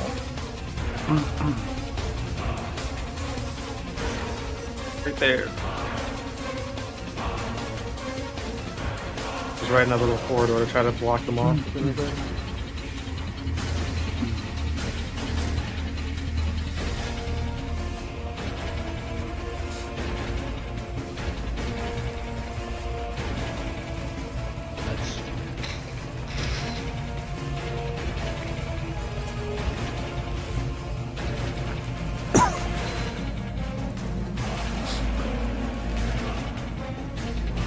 And that'll be his turn.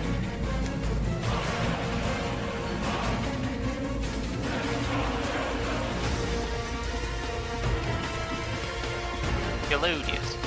Wait. Oh, yeah. He's still We had to redo forever.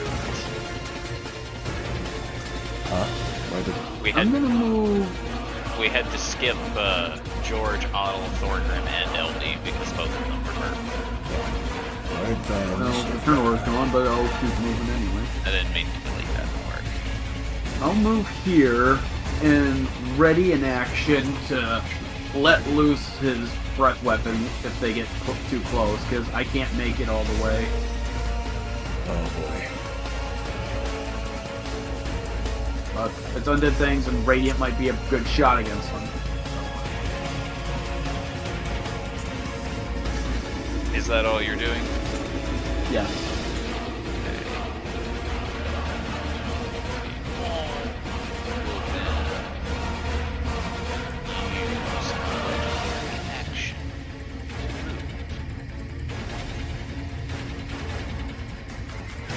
You all feel feel the ground shaking as it looks like the wall, as the wall is currently held at bay by the wind wall, but you hear the ground shaking, the wall is beginning to crack. You're between LV and published. You don't know. You'd have to see.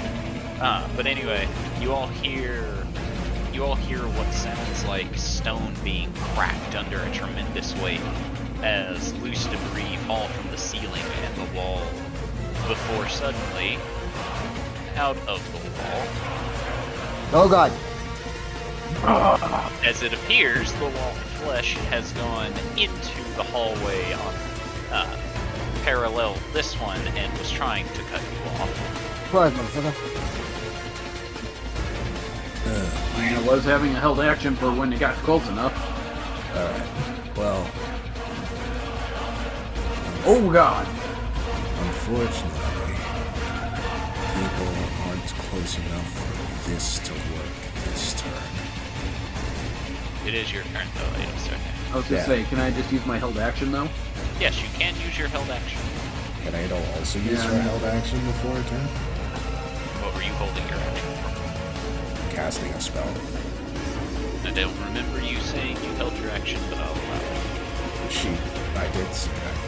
I'm not saying you did. I said I don't remember it. But you don't have to argue with me because I said you did it.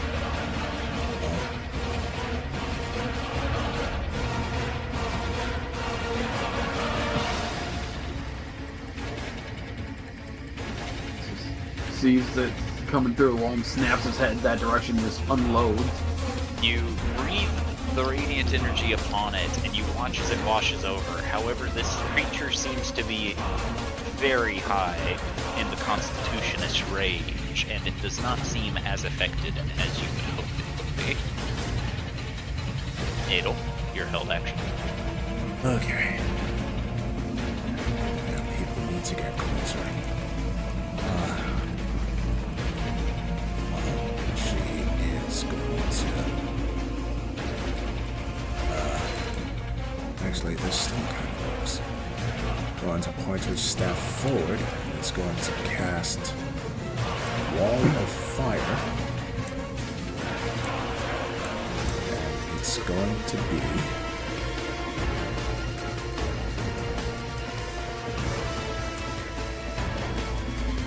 Already upon having to fight the wall of flesh, we use the walls to fight the wall. Here.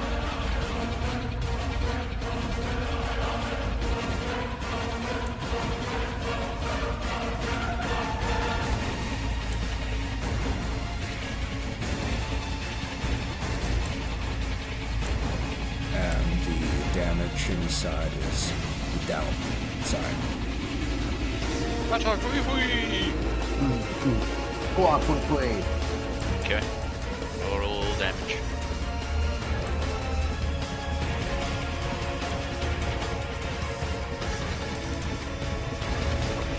Charisma save for a firewall? I don't think that's right. What? Hold on. My charming good looks will stop me from being burned. You have to intimidate the wall to prevent it from burning you. There you go. I got it the correct way. Those sisters are so working. I know. You have to roll it again. But you hear the sound of what it sounds like the wall being the closest thing in pain that you think it backs off 5 feet.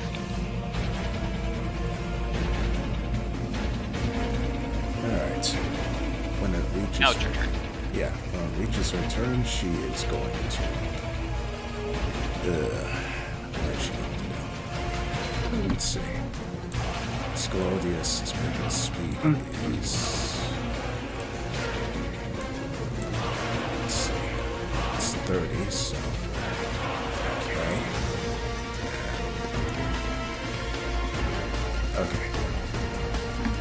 Aria is going to move over here, and is going to hold her action to cast the spell once everybody is close. I just go into gesture for everyone to get close to her. Because she can only do this once. That's her turn. Okay. Jubilee.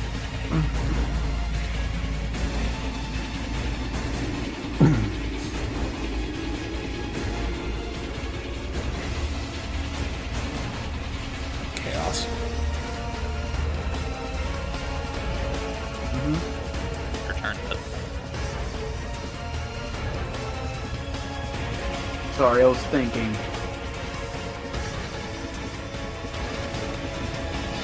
So I'm just gonna take some shots on the run, I guess, unless I can't get a clear shot at these things. What you're doing? With the Eldritch Blast. Okay.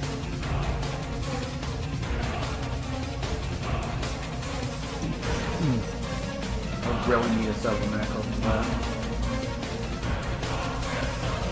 Pew pew pew. I'll just roll the 3d20 and add my stuff. No, 20.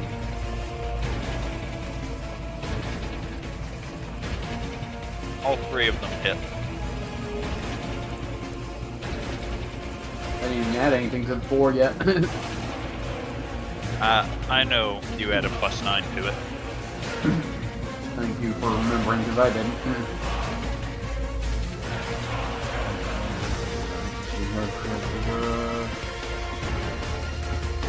Yeah. Pew pew pew. The blast hit the wall, and you see it blast off bits and pieces of flesh as it seems that it is once again that lightning. Every little bit counts. Then I'll move to be next to Adel, and that's it.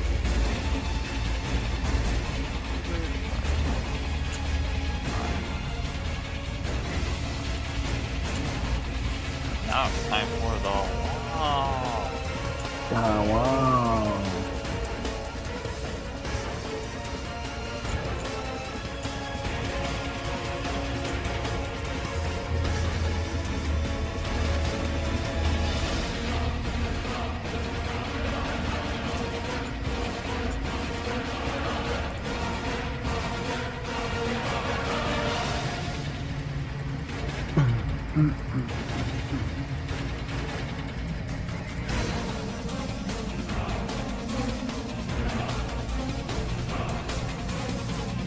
Right. So the wall of flesh will engulf the wind wall, and most of the wall of fire. It will take damage from both, so go ahead and roll damage. It's taking damage from both. Yep, from yours and Adelsar Days. However, after it engulfs the wind wall, you can tell it has been dispelled.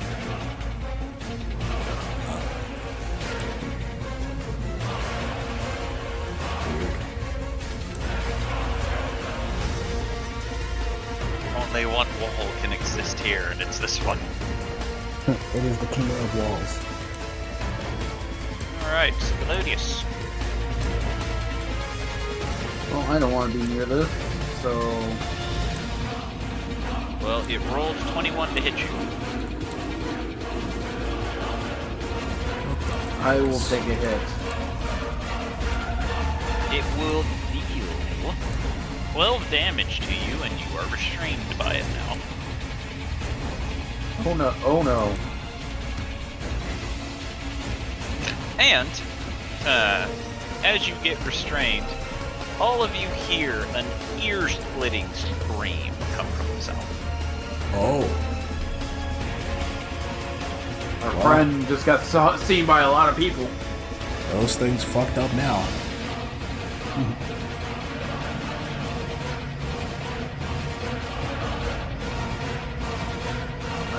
We hope they fucked up and not fucked him up. The Eldritch Horrors are Oh, attacking each other. you suck. Hey, Colin, good lead. This is Alright, so it moves to its turn. As all of you can hear the sounds of ripping and tearing coming from the south as the agonized screams of pain and torment echo through the hallway.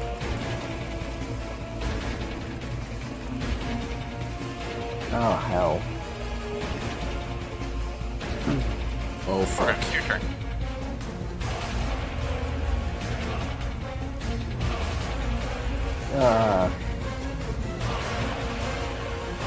My turn, technically?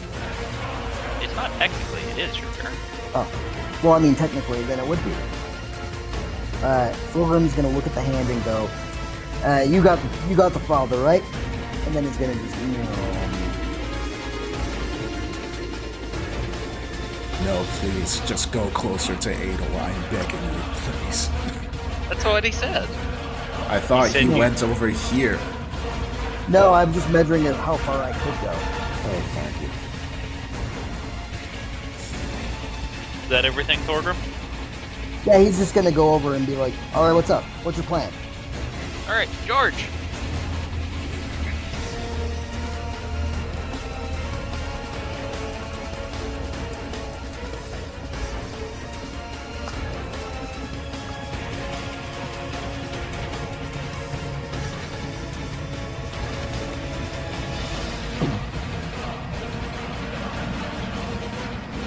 Is that all you're doing, GRG? I'm assuming. Oh, I thought I was looking at spells. I'm sorry. Is that all you're doing?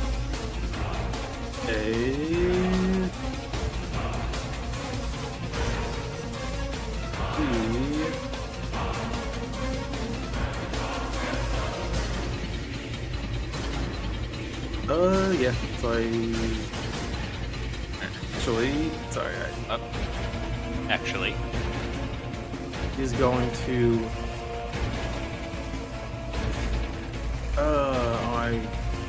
This works. This is a different. Actually, I'm gonna. I don't know if this will work for you. Do these all count as one creature or multiple creatures? Like the wall? it counts as one creature. Okay. If that's the case, then George is going to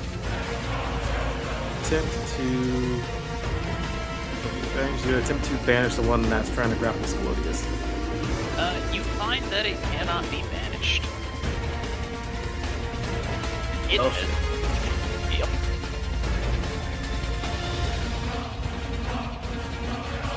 Nope, that's all he can do. Alright. Elvie, your turn. LV is going to move over here and say to Adel, is this close enough? Yes. Excellent. And is going to command the hand to try and pry Scalodius free. Okay. Do you drop the goblin? I drop her over here.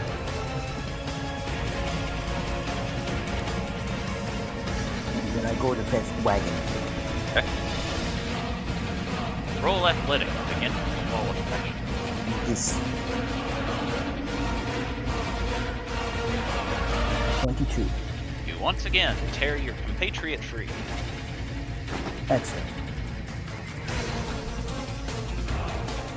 And then it moved like 10, 15 feet, so I'm going to move the remaining to about... I'll just move it here. Alright, let's see. Does a 23 hit its AC? The hand? Yeah. Yeah, 20. Alright. So all of you watch as multiple bodies lunge out of the wall, grabbing onto the hand, dealing 13 points of bludgeoning damage as it now restrains the hand for trying to move away without disengaging.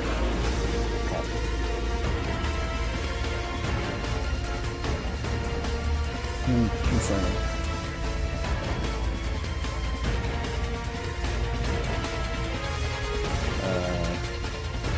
don't believe I have any bonus actions that are relevant at this moment, so I believe that will be all for now.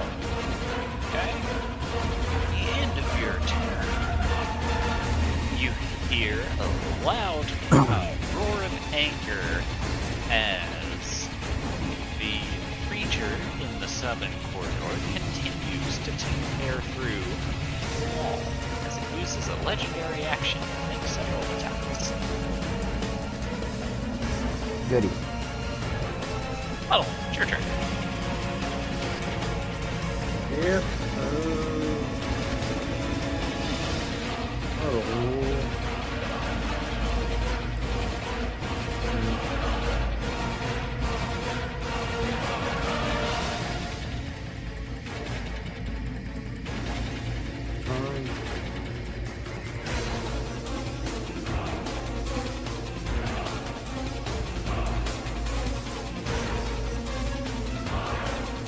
Here, Otto scream to Melodius and say, Melodius, please don't resist. As he is going to attempt to cast Vortex Warp. Going to attempt to cast what? Vortex Warp. What's that?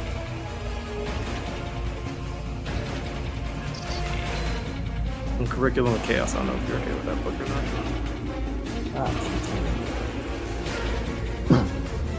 If it comes from an official book, I will allow it. Yeah, Strixhaven.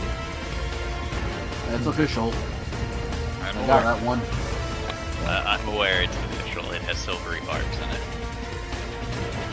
That's as official as it gets. Exactly. Alright, what's its range? 90 feet, and I can teleport it to a place I can see within range. Yeah, so where do you teleport it?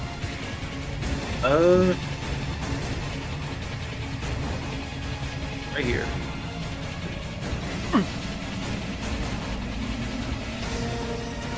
The Alright. hand looks slightly confused. Anything else? And I'm also just gonna squeeze his way over here so that Beastie can have space to try to get within range. Alright. Galodius. And that'll, Sorry? that'll be his turn, sorry. Okay. Thought you had my apologies.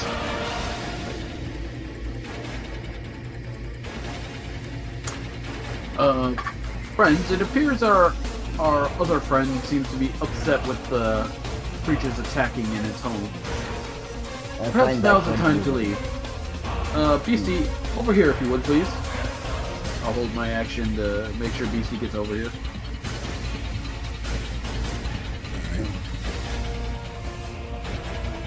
Beastie is going to get over there.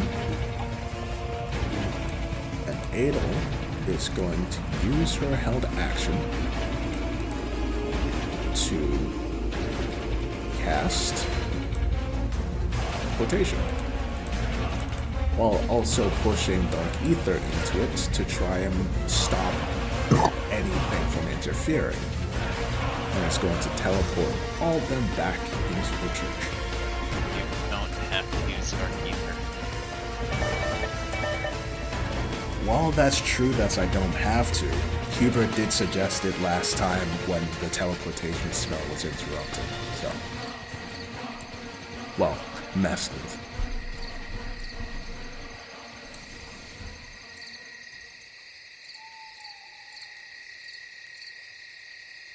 Roll the D100 though, if you're actually going to use it.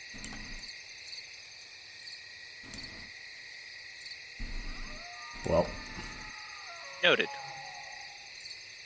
As you all reappear in the church.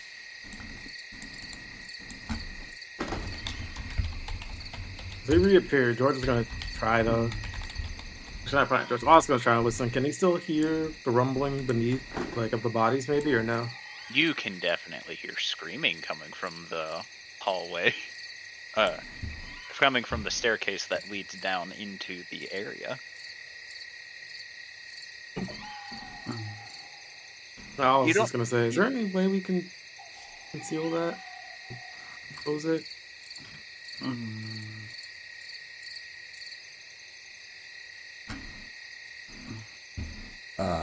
Is the piano entrance open? Yes. Alright, It has to be open because you guys went down there. These is gonna go over and just start pressing random keys to try and close it. While yelling, close, close, close, close, close, close, close. Roll a d100.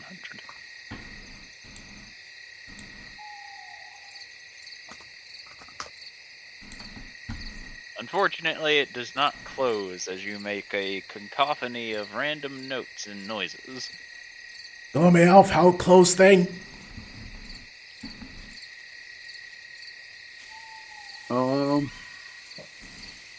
Right, he's not here. Oh.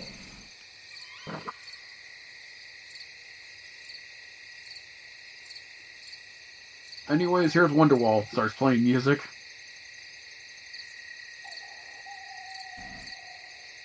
You want to do 100? If you're trying to random chance it, yes.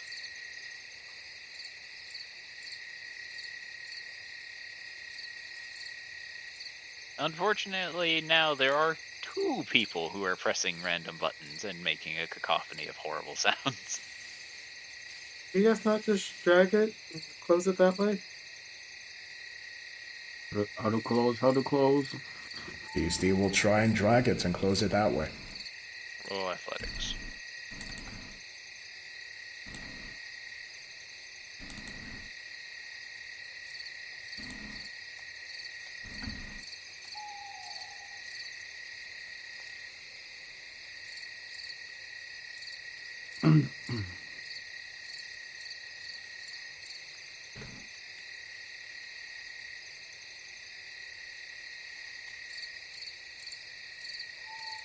You do manage to close it by dragging it into place, it seems. Thank you.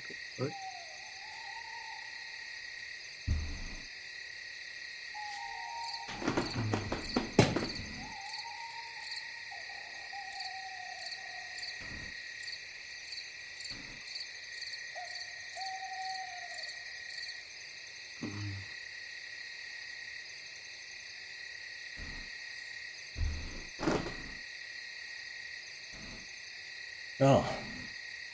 Beastie will let out a relieved sigh.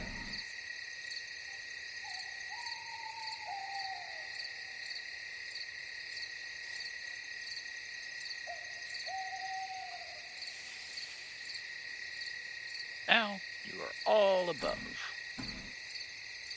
And presumably, there's no means of escape for anything down below.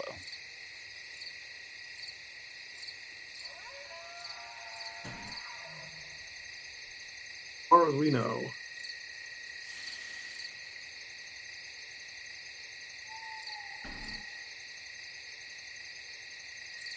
Or is there? Bam, bam, bam.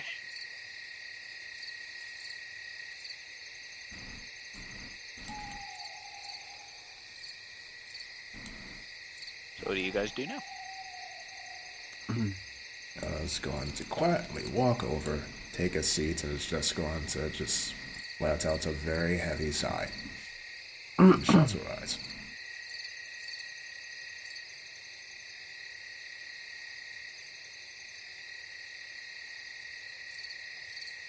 Are you alright, Adel? She shakes her head.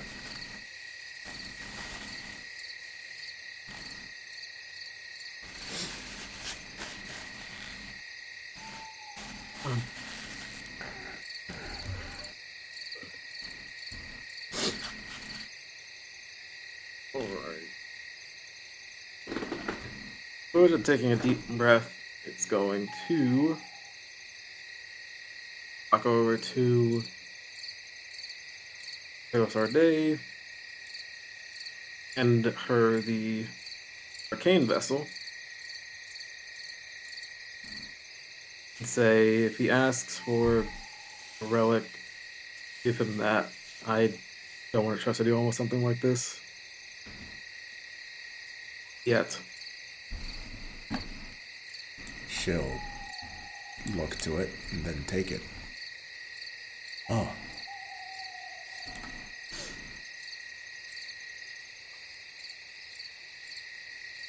The thing can store and cast spells and cast them and can catch spells that are sent its way.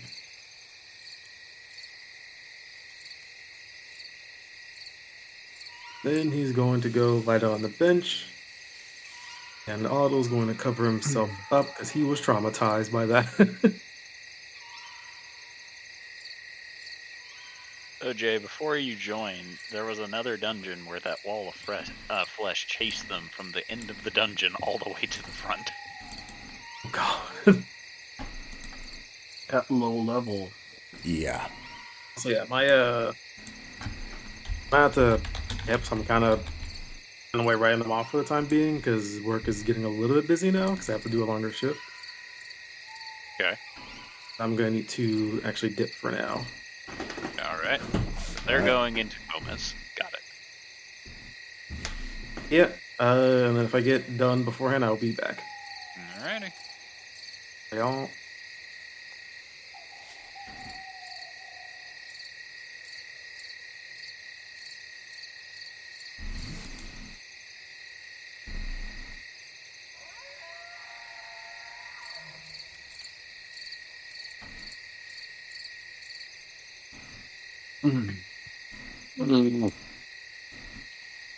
So,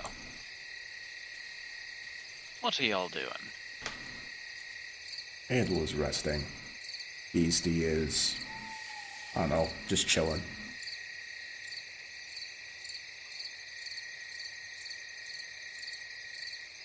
Gilius is watching the piano like a hawk.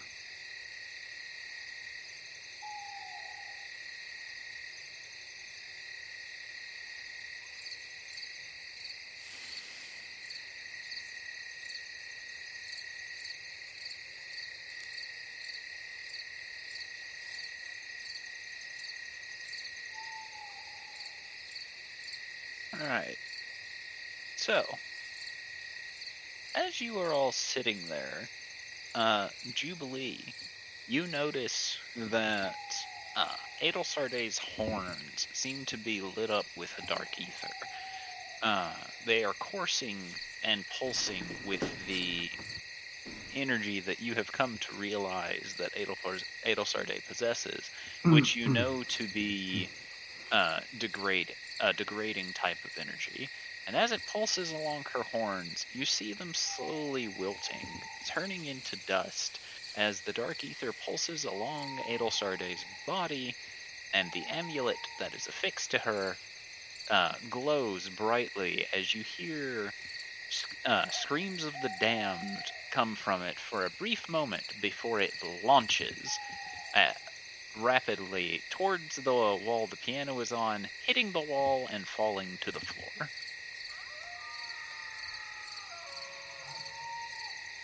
Not taking Adel with, right? No.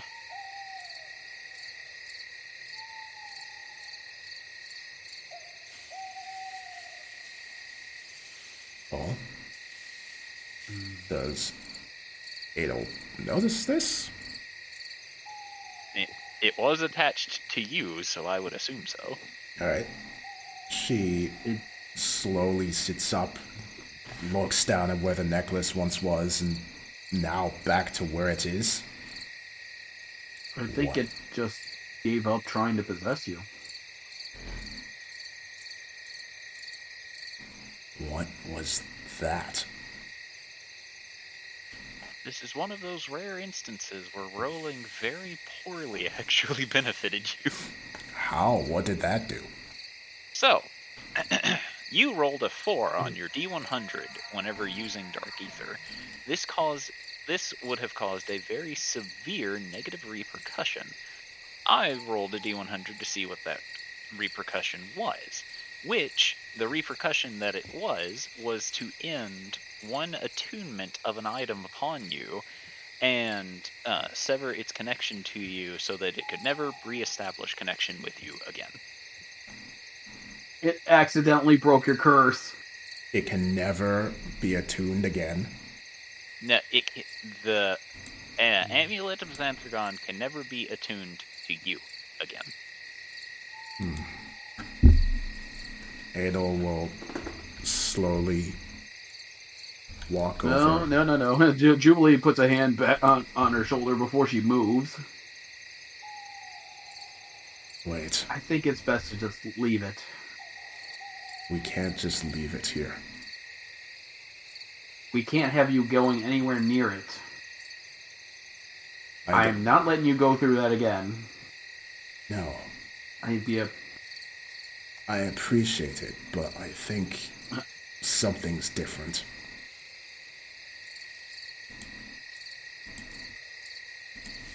Jubilee will look to Hubert. Hubert doesn't seem to have an opinion one way or the other.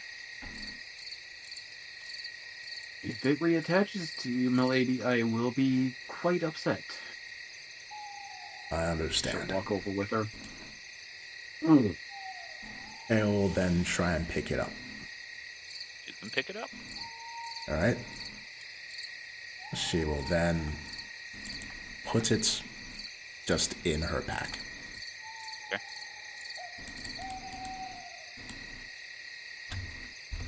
And looks back to Jubilee.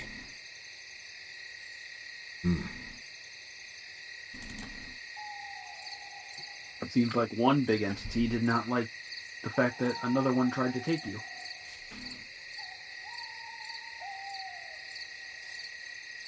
She looks down at her hands and lets dark ether radiate from it for a while before clenching her fists and lowering them. Good.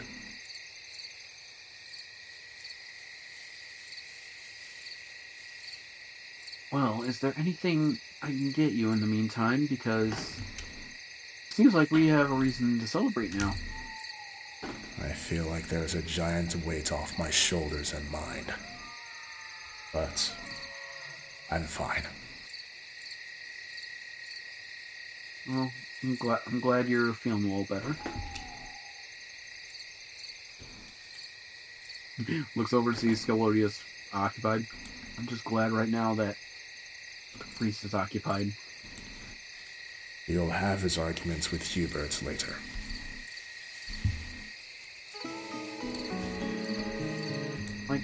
I can't either of them get over their egos.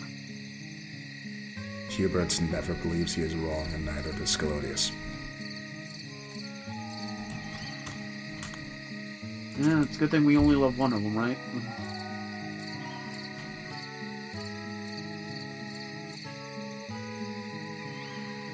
He'll then look over to Hubert. Hubert is seeming to be thinking, not really paying attention to the world around him. Hubert, Yes.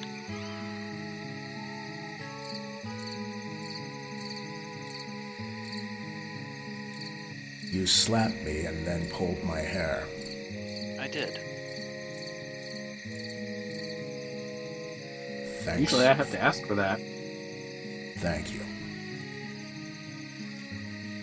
You're welcome. But don't do that again. Then do not make it to where I have to.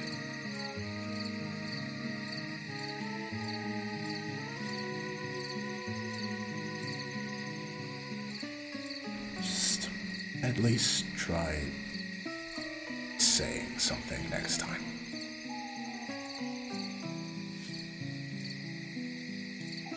He does not reply to this.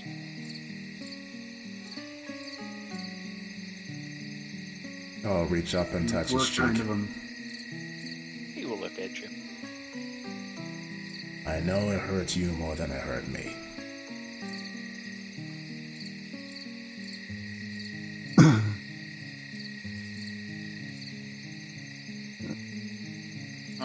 A lot of what transpired is on my mind, but I will have to think on it. Very well. Show her hand. He nods to this.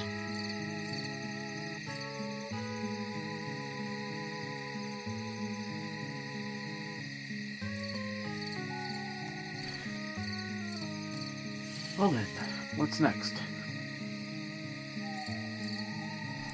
We wait for... Hold on. Notes. Next? Yes, we wait for him to get back. We show him the relics that we found and see if any of them have anything to do with the village nearby. His name is Nim. Did you say Nyx? Maybe. Oh, we only got like a broody one letter name. wrong. Yeah, Nim, not Nyx. Yeah, but that letter is a huge difference between the correct name and the wrong name.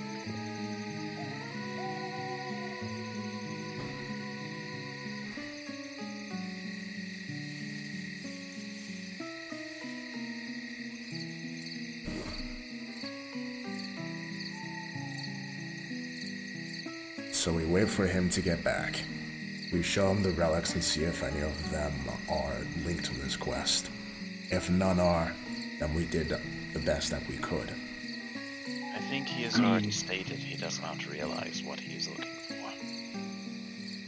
Well, he might have a Oh, better let's idea. review everything. I guess so. And looking over everything. Hold on. What exactly are we looking for even? Which part? Like, the thing with the zombies. Which quest? They have something that means that if they only die if every single zombie in that village dies. But according to Nim, there's something there that means that if they get it, then they don't have to just kill every single zombie in order to get rid of the threat. And that might be in the dungeon, because that's where all the zombies came out from. Yeah, he said that it might be down there, Yes. but he doesn't know. Yeah. But the question is, what the heck could that even be? Good question. Well, I mean, we have this, and hold up the scroll that's yet to be identified. Ada will take And this. this hold up mace that hasn't been identified yet either. Oh, Those were can't. Those were not technically in the dungeon at the time. Oh, so it's neither of those. You don't know. Okay. Well, like he said, it could possibly not be in the dungeon. Well, Ada will look over the scroll. Well, unfurl it and take a look at it. Okay. It's just a picture of a giant middle finger. Hold on. I have to find the ramifications of it. I prepared explosive runes today. Son of a... Motherfucker! You ready? Huh? Are you ready to learn what you have found? Okay, sure. You have found a scroll of Blood Moon. What? Oh, God. A scroll of what now? Blood Moon. A What? 10th level spell. What the fuck? Ah! We were What? just talking about that. Yeah, we were were just talking about that. What the fuck? Okay. What does it do? It requires 6 casters in order to complete. The casting time is 6 days. The range is sight. It requires... the components are important. I disagree. No, it's not. During the casting of the spell, you inscribed a 6-point star of at least a huge size on the ground, with each caster performing the rest of the spell casting upon a point of the star. If the caster ever moves from a location, the spell fails. The spell must be cast so that the final night is of a full moon that is directly shining over the star. When casting is complete, the moon darkens to a blood red. Spells that would bring someone back to life automatically fail. If true resurrection is cast, then the caster can make a spell casting ability check against the highest DC of the casters of the spell, succeeding in the resurrection on a success. Additionally, spells that would affect or spell effects that animate or create undead create twice as many. If a person dies under the blood moon, their soul is trapped upon the world until the spell is ended. Their body their body and the bodies of all creatures don't decay upon death. Finally, you and each other caster gain the ability to take the Veil of the Moon bonus action, which allows a creature to teleport up to 120 feet to an unoccupied space that they can see that is within the moonlight. While in effect, the regular turn of the cosmos stops. The moon holds its position and the sun does not rise. The spell can be ended by knocking over a component and spelling out the red vortex within it. The component has an AC of 5, and any attack will knock it over. The spell ends at each caster. When the spell ends, each caster is withered into a shell of what they were, losing their magic and using the vampire spawn stat block. Ha. Yeah, This is what caused the Blood Moon curse? No, it's not. But It's worse. that's... Well, I'm just thinking, like, what if you failed it, or only did halfway? Would it cause that? We already know what caused the Blood Moon curse. But that spell is... One who tried to harness it. No, we already know who did it. It's the moon that's using the corpse of the remnant dragon that's filled with dark ether. But Yeah, I'm saying, like, we found someone trying to use the moon. maybe that's what happened to that body.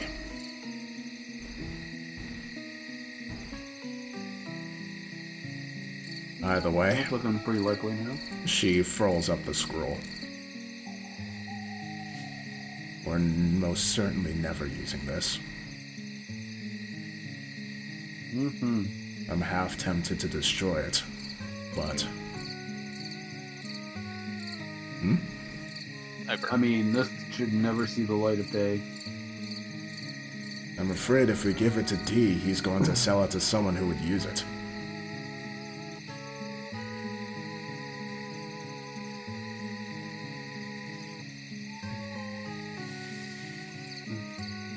I guess we will ask him. And she'll hand the scroll back to Jubilee. You're entrusting this to me? Okay. I'm trusting you to hold on to it.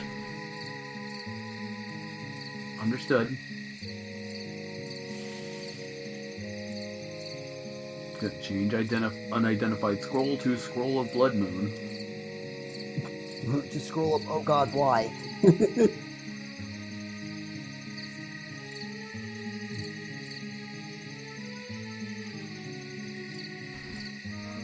Now, what about this mace, on the other hand?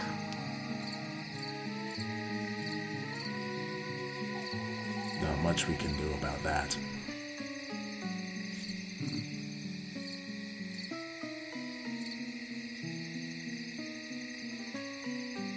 And she'll just lean back in her chair. All we can do is rest until Nim gets back. Good idea. I am a little sore after all. Sits down, kind of feeling her shoulder. What? The Nothing. thing you just described? Yeah. No, that spell's awesome. Yeah. You're gonna have to send me like a link to that, cause... It is posted in general. Oh. Oh Jesus. Okay. Mostly because I want to see if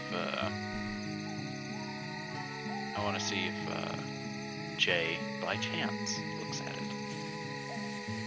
it. Takes one look at it, and then types out, "What the fuck?"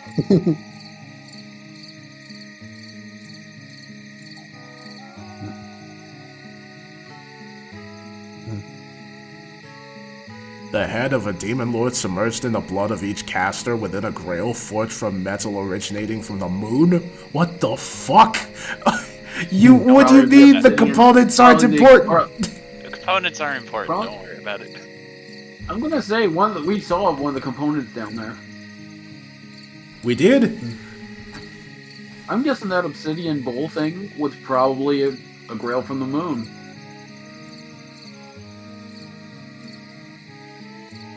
Well then, It adds up. I think that's a bit too big for a grail. Considering the size of things on the moon, probably normal size to them. You've obviously never To played who? Persona 5. Who is on the moon? Who is Beholder this them? For one. I don't know. You remember the moon having an eye for a moment? That was because the moon goddess is a beholder. And I don't think beholders need grails. Besides, why would a beholder have a grail that would then be given to why would to a X? beholder live on the moon? Let's see. I wonder what Xanthragon is. A demon? A demon lord. Yeah? What does that have to do with the moon?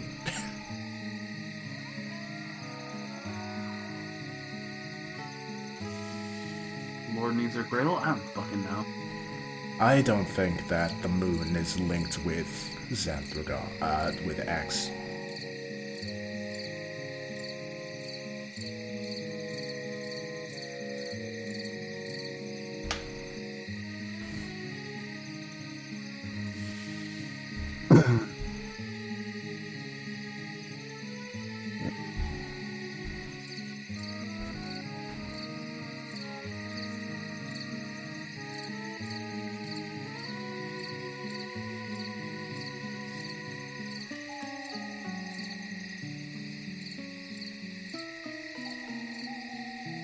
So, how long until Nim arrives? How long are you willing to wait? Until he gets here. Then, nighttime comes. Nim does not return. I don't like the sound of that.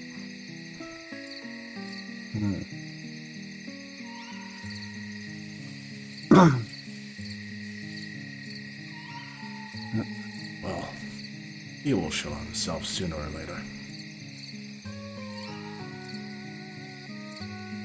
Theoretically. Theoretically.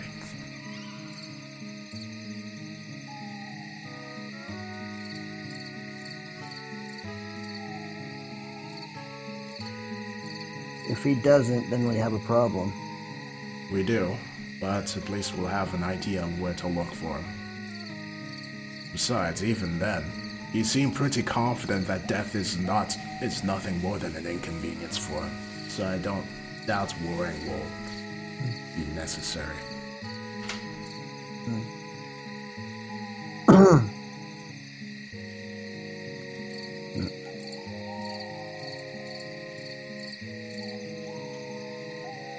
The night has fallen and Nim still has not returned.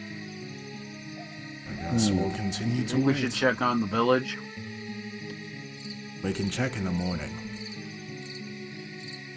It's not a good idea to venture out in this place, especially at night. Fair.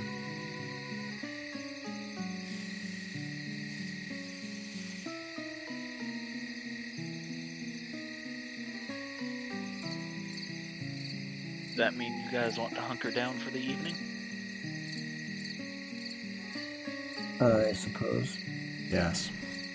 I guess while waiting, BC is going to test to see how many times she has to hit herself with the healing stick before it stops healing. Okay. It has a health pool that it can restore of 150. Alright. Wait, so does that mean, like, it has deals... 300, it has 300 total, but it will heal for 150. Okay. Since it deals 1 damage but heals for 2, it technically has a threshold of 300 but can only heal a total of 150. If that makes sense. No, I understand.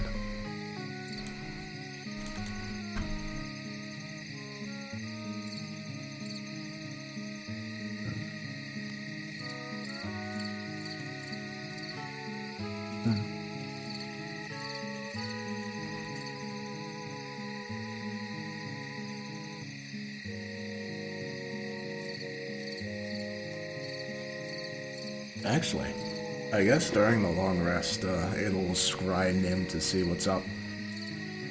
You cannot scry him. Alright, never mind.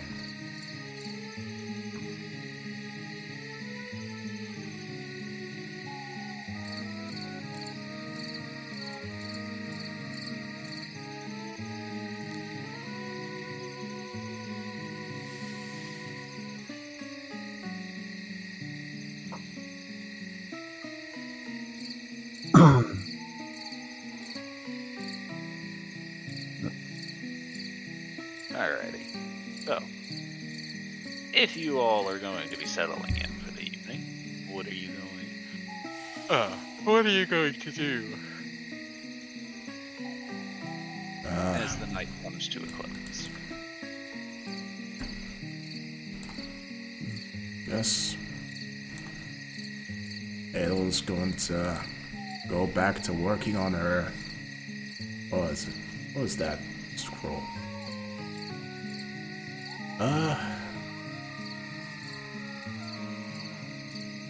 Guess she'll start working on a scroll of mass healing word.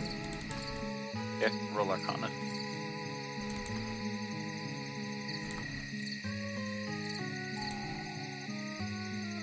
Well,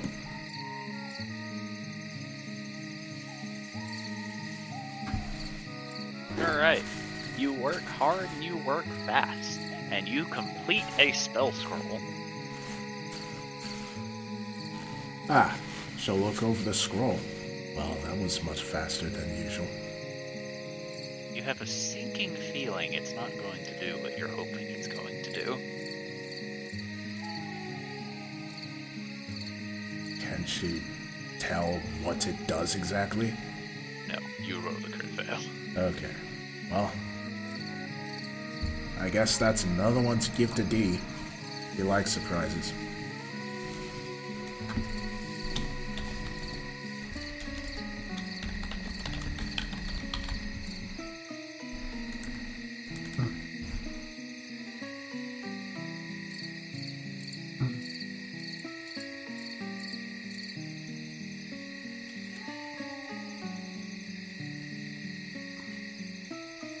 My God.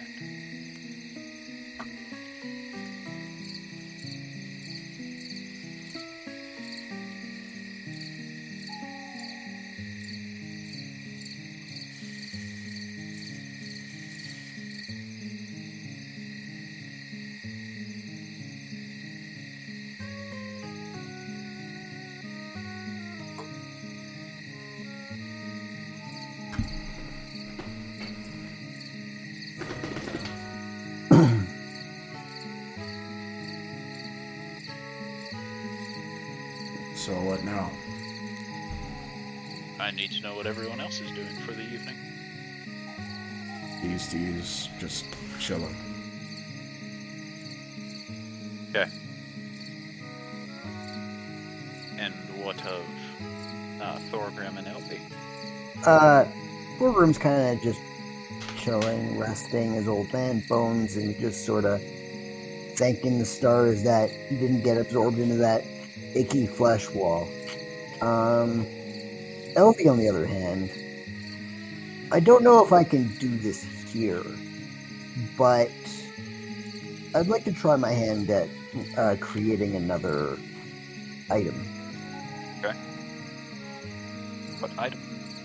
It's another staff, but it is a considerably rarer staff than the last one she created. Okay. It's called the Staff of the Magi. Staff of the Maggie. Staff of the Margaret. You can definitely start trying, but it'll require Arcana. Indeed. One Arcana roll coming right up. Not a good start. You start working on it and then almost immediately become distracted and bored as you can't really figure out how you want to go about it. It's, you don't know if the runes you are inscribing are of the precise quality they need to be. You don't know if your magic is potent enough to craft the item. And all of this continues to distract you to the point where you just don't really get a lot of things done. Eventually, she just throws her hands up and rests her back against the wall. Stupid, complicated magic.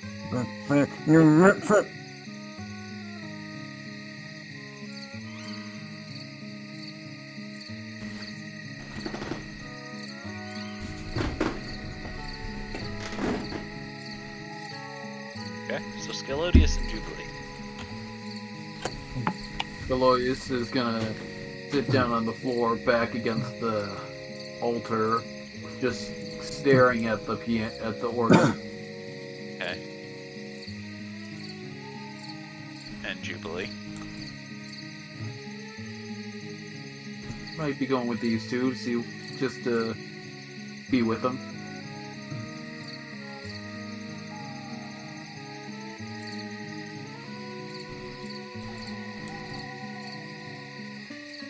Is there any particular reason you two are following me?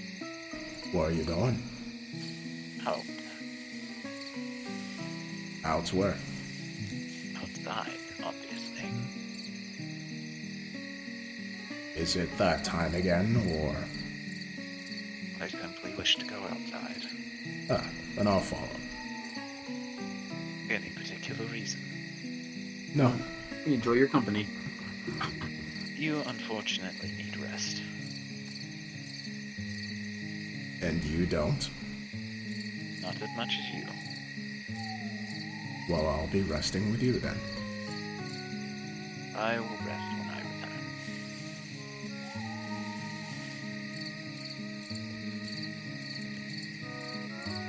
Well, I'd rather rest alongside you. Then do you wish me to stay? No, I won't interfere with what you want to do. I'll just follow. Unless you want me to stay. I do. I want you to stay here and rest.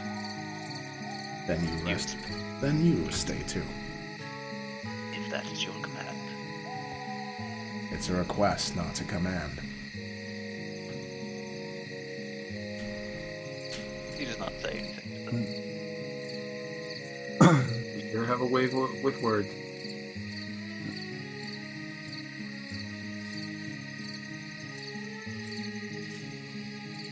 But it would be more relaxing to know you're nearby.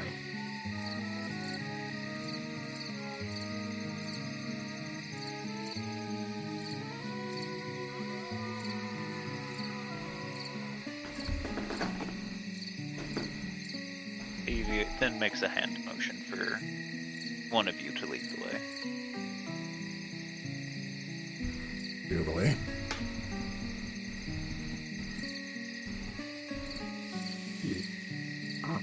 On your go?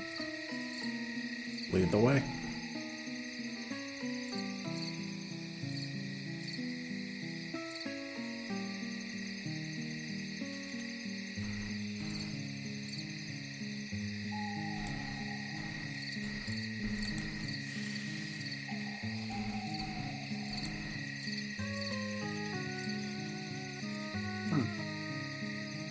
Adel, it seems our hands seem to be empty. We seem to be missing something. I wonder where he went. Just kind of reaching out, like trying to hold a hand of someone between us. Thorgrim comes in, puts a hand over them. No. What's going on, guys?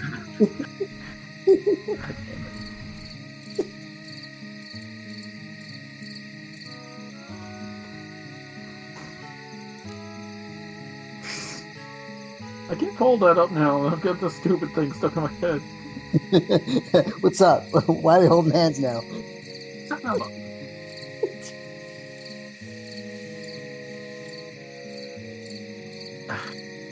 Sorry, no, he's not that tone deaf. He's mostly tone deaf, but not that tone deaf. Okay. Just trying to regain focus. Okay. Don't you agree, Adel? Our hands seem to be empty. I wonder why that is.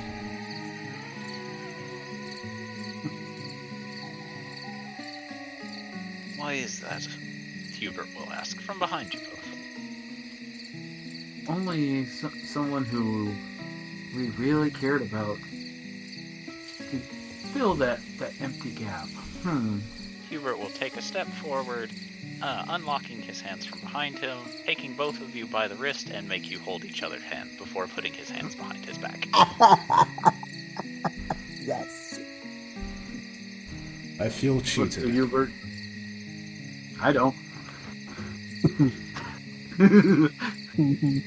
Just kind of giggles. That just means he's missing out on something great.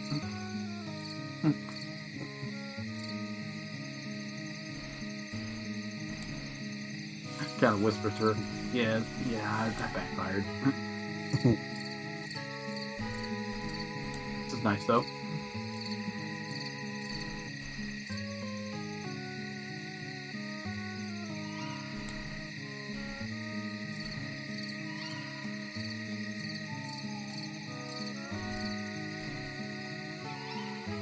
I'll just lead Adel over to these seats because they're empty.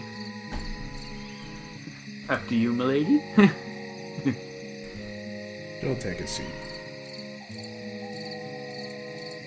We will sit right down and relax. Now,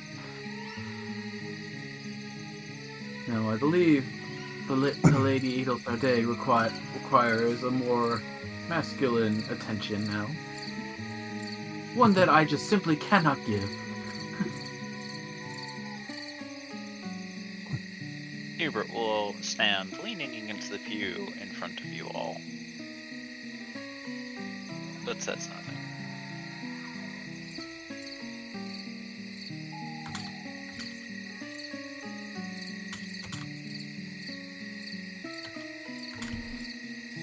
I think he is uninterested. I'm simply not playing the games that you wish me to.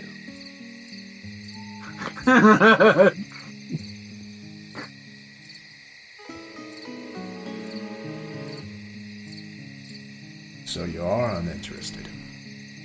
No.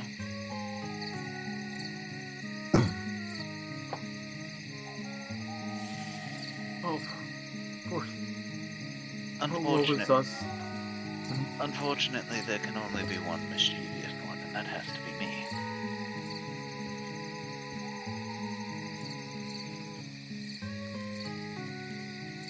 Oh, woe is us.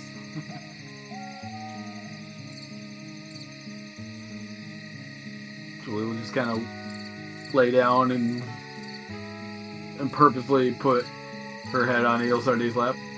Now, what makes you think you're the mischievous one?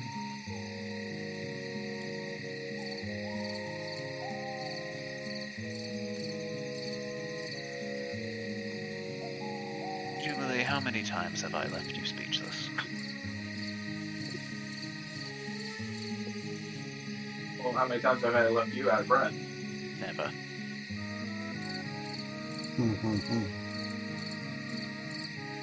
That just means I gotta try harder now.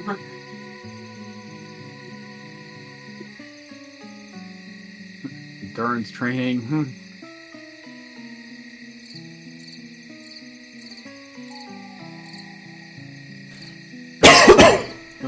And with our witty banter, our lovely lady has to endure our chicanery.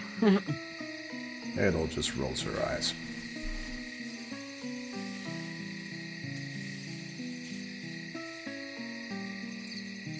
All the perilous things we went through today. All the trials and tribulations. And the exciting news of our lovely lady being uncursed at a most opportune time. And yet Hubert still doesn't break out in celebration.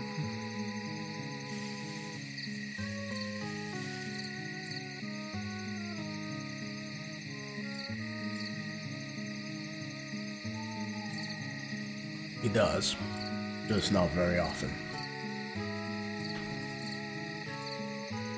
I also do it in my own way.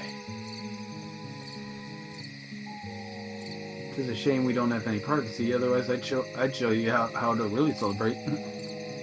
I'm expecting a bop on the head from Adel at that point. Adel just gives Julie a look like, really? I can't fight I'm not fighting my nature. I know what I'm about. I see.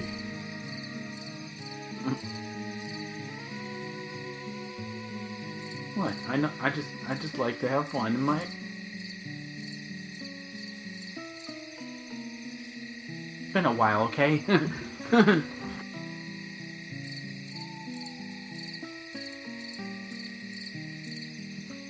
almost like I feel withdrawals or something. That is a sign of addiction. You're right. We should make sure that she continues to fast, lest she becomes addicted again. Oh, what cruelty! Surely, milady wouldn't take to such a scoundrel's suggestion. Do not make me consider it. I'm wounded. Fear I may not last much longer. What am I looking at, Jordan? One of the top 10 anime battles of all time. It says it right there. I know I'm trying to be playfully silly, but having that in the corner of my eye, because I have one screen in front of me, and then another one off to my left, and just out my left eye, I can just see it on the corner of my eye. Look what they need to mimic a fraction of our power. Look what they need to make a fraction of our power, dude. I don't know where that voice went.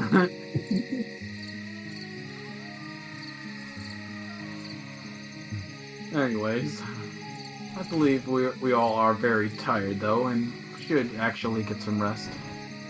Banter aside, Julie will say, finally getting her head off of Adel's lap.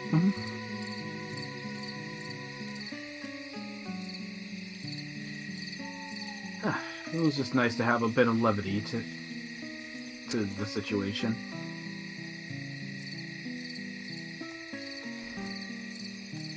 I suppose so.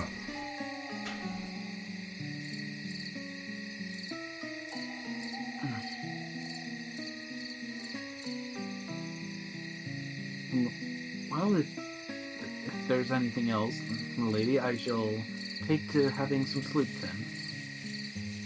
All right.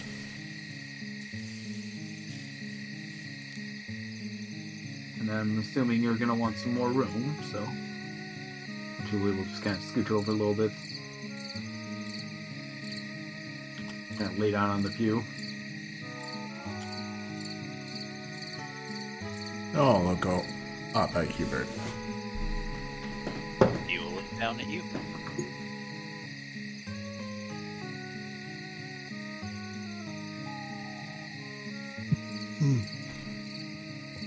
Yes. I'm curious what you weren't telling me before.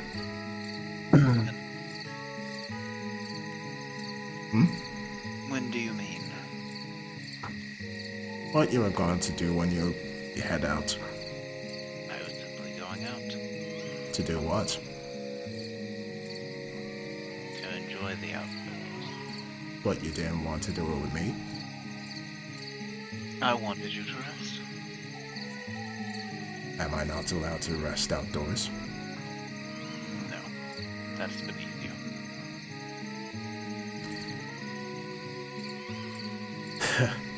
I don't think so. Well, I do.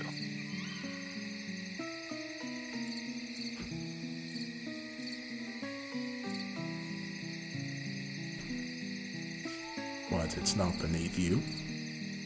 Of course not.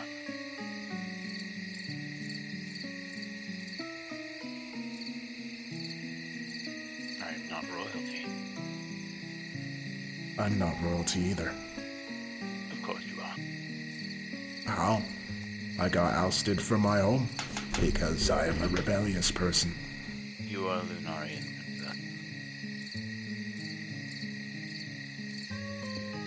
She is sitting there like she hadn't even considered that. And now that Heba has mentioned it, it's like her brain is rebooting. And she goes, "Oh."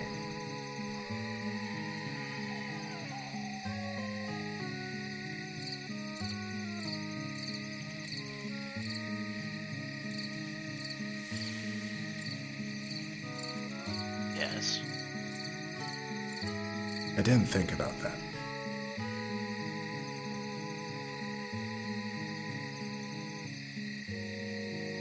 Luckily for you, I had.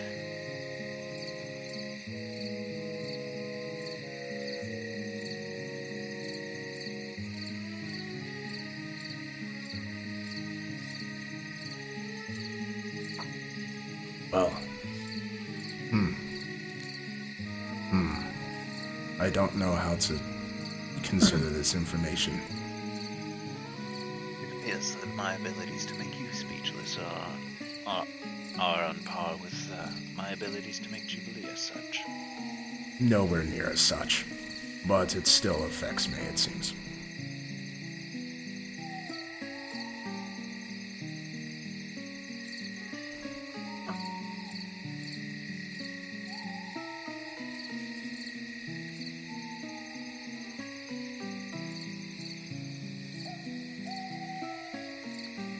But as royalty, you should never subject yourself to having to sleep outdoors.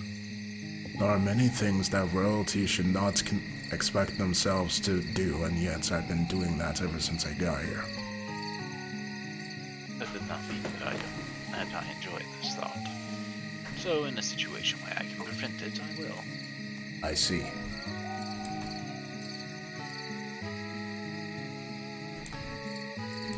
Oh, we lost Matt Wait, Yeah. you did?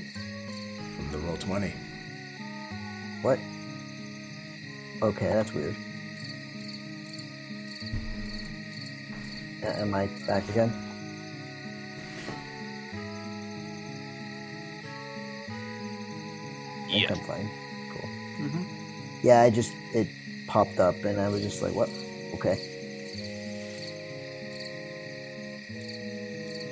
In any case, you should get some rest. You did expend a very heavy spell slot today. Very well.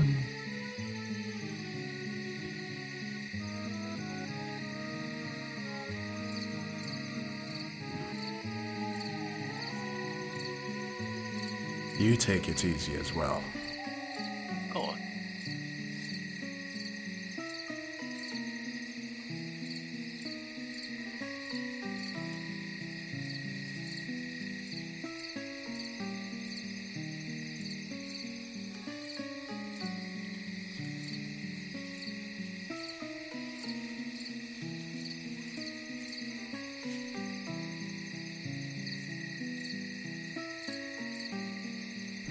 Oh, I'll remain seated, just observing him for now. Seems like she will rest just when he leaves. Hubert will watch you as well. Alright.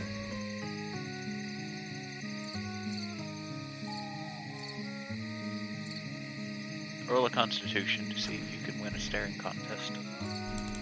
Unlikely.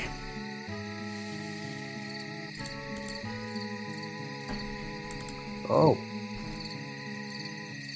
I didn't say a constitution save. What did you say? I just said a constitution, as in a d20 plus your con mod. oh, so that's a check. Well, Huh. Eventually, Hubert has to blink. Adol smiles smugly. It appears you have finally won. The times are changing. Let's see. Unless my numbers are incorrect, that makes 218 to 512. Shut up. I was complimenting you. You're catching up. She narrows her eyes.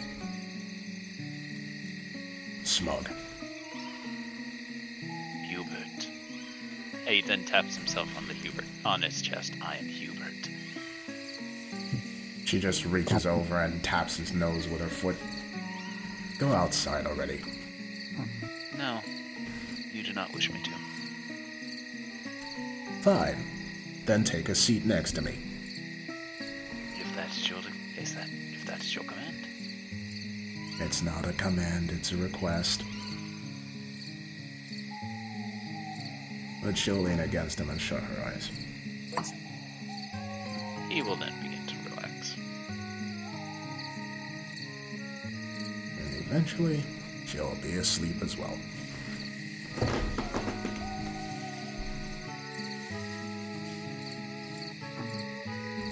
Eventually, morning will come, and Nim is still not here. Okay, now it's time to be a bit worried. Now is time for concern.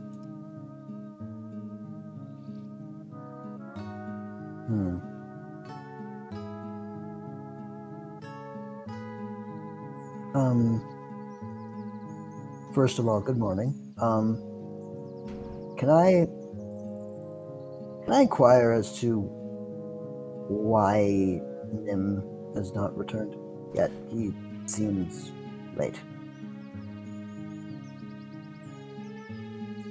Well, Beastie will walk over. He not here because he not here. Question is why? Because he not here. Very astute observations. Thank you. And she starts cracking her knuckles. Let's go find him. I think I have an easier suggestion. Yes. Day, have you attempted using a scrying technique? I did. Any luck? Nope. That is concerning because I think Very I much can so. I can think of only 2 reasons why scrying did not work. And those are? Did he have anything of known detection on him? Oh, 3. Well, one of those Jubilee has just suggested. He may have a method of not being detected. And if he doesn't, then that leaves 2 options. Either he is on another plane or he is dead. It'll sighs We and just gotta. gets to her feet. There's only one place that we need to start looking. And that's the village, right? Jubilee says, getting up and straightening out her hair. Yes. We're gonna whoop some zombie ass. Preferably, we are going to scout out the area and see if he is there. Then, we will deal with the zombies, if he is in that area. They're not really zombies. Zombies don't have the clarity that those villagers had. Well, Do you consider them revenants then? In order to be revenants, they would have to want to seek and destroy whomever killed them. Perhaps some advanced form of ghoul, then. I could ask Obitus. Wait. He's sort of the master of this domain. Wait, maybe there's no need. What do you mean? Do you remember that about the spell? Which spell? The scroll we found. The Blood Moon spell? Yeah. It talked about leaving things in a ghoul-like state. I do not think that they use that scroll. No, but somebody may No. have used it on them. I also don't think. Yeah, you read use the them like proxies I also and don't test think. runs. I also don't think you read the spell correctly, Jubilee. It didn't leave them in a ghoul-like state. It prevented bodies from rotting.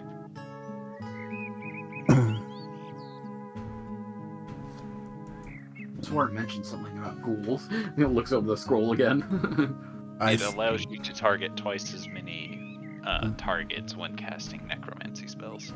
I do not think this scroll is as narratively important as you think it is, but I don't know. I remember something about ghouls being mentioned, so it just brought up the thought.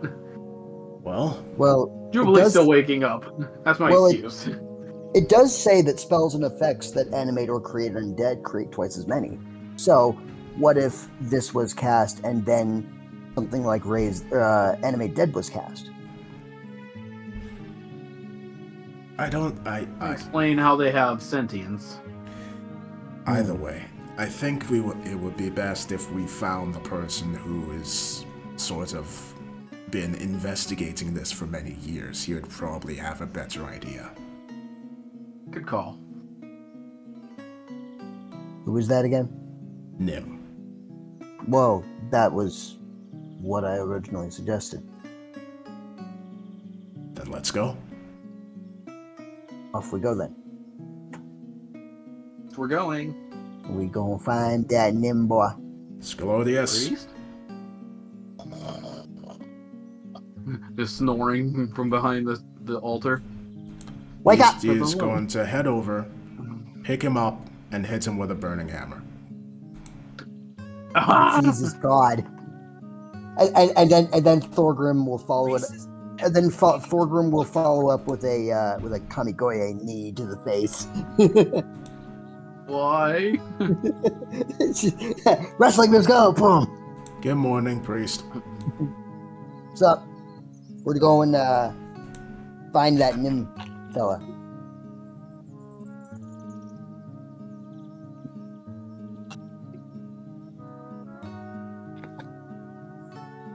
No, okay. Need help? Maybe. I'll pick him up, put him on his feet. The Dust face him of off a little. Scalodius when he woke up. Like, what'd I do?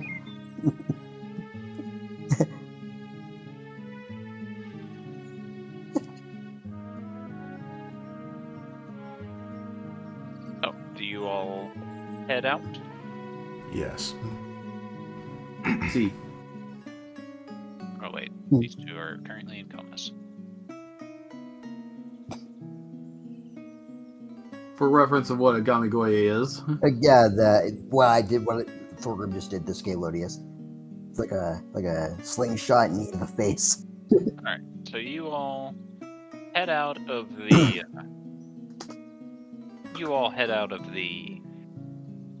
gotta sneeze. I can't. And for reference, what Beastie did to Scalodius. Yep. Dropped him right on his fucking neck. So you all head out of the church and you begin traveling. And Excuse me. as you move along, you eventually come to the village and see that a lot of the buildings are once again on fire. Ah, Alright. Huh. And is Nim there? Hold on. that makes finding him quite a bit easier.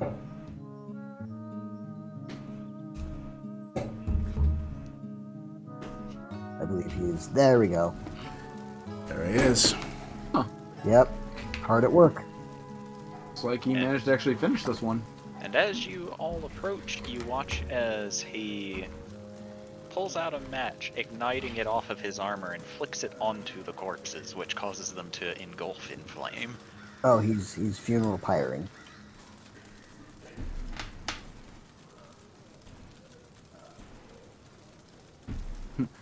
White child, is there need of a last rites ritual? Nim, God, he woke up quick.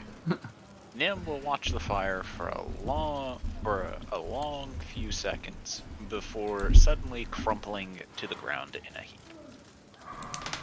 Oh, cure wounds.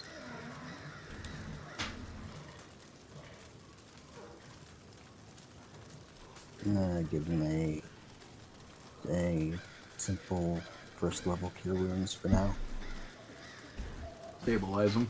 Yeah. Which is a D8 plus caster level, I think. No, it's a D8 plus your wisdom mod. Yeah, that's a D8. Well, yeah, D8 plus. Sorry, casting modifier, not casting. Yeah. There you go.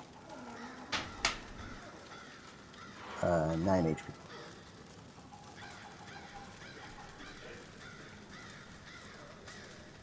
As you place your hand on him and begin giving him the revitalizing magic, you actually notice that his armor is drenched in blood, and a lot of it you can only assume is his own. Oh. So, although he did manage to succeed in his mission, it did not appear to go as well as one would hope. I wonder what happened to him. Does it appear that he has passed away? No, he is still very much alive. He's just Okay. not doing well. He's just in big ouch territory. Okay, well, he's slightly less ouch now. My word, young man, you seem to have gone on all night. I take it you finally succeeded? He's also not conscious. Oh dear. Seems What, like did he someone not was... receive enough HP, or? You don't know. Okay. Fuck it. Heal.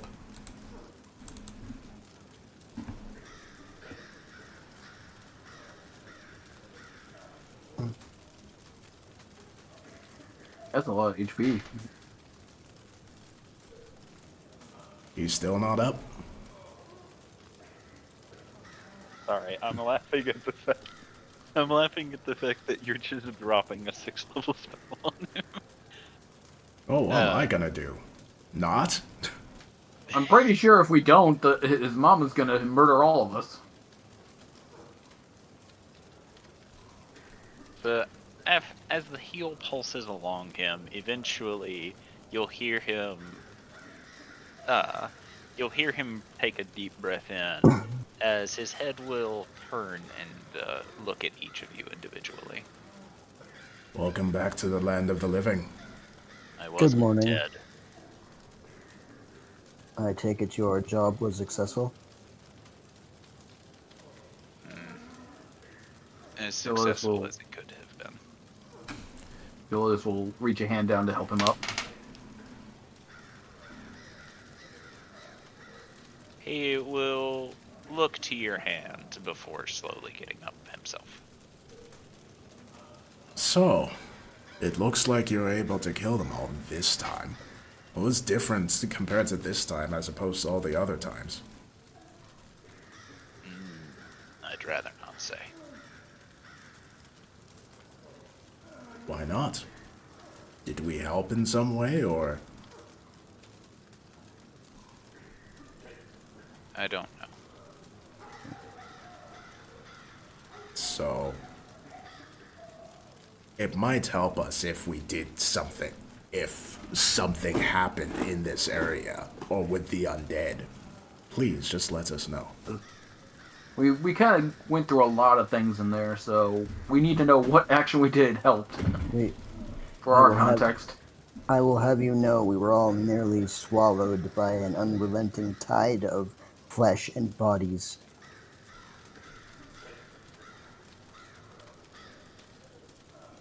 Okay. And curses. Don't forget the curses. Ah, yes, and the traps. But, yes, when we retrieved a small gem, it appears that the area did not enjoy that and sent a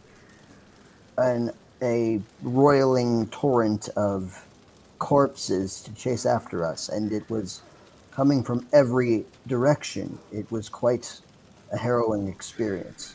An unholy tsunami, as it were.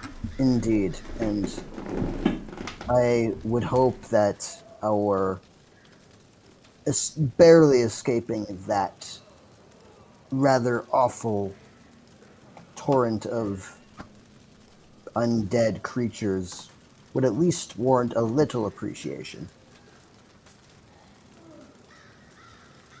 Yeah, stop being a stick in the mud and tell us what you know. I don't know anything. I just know that I was tasked to destroy these things, and I destroyed them tonight. But you said that there was something different that you would rather not say.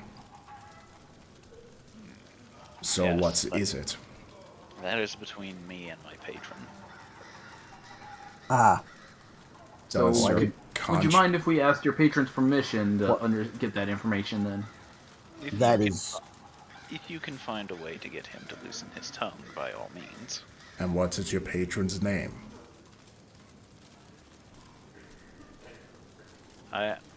He's I the know. Gravedigger, is he not? Yeah, I know him as the Gravedigger.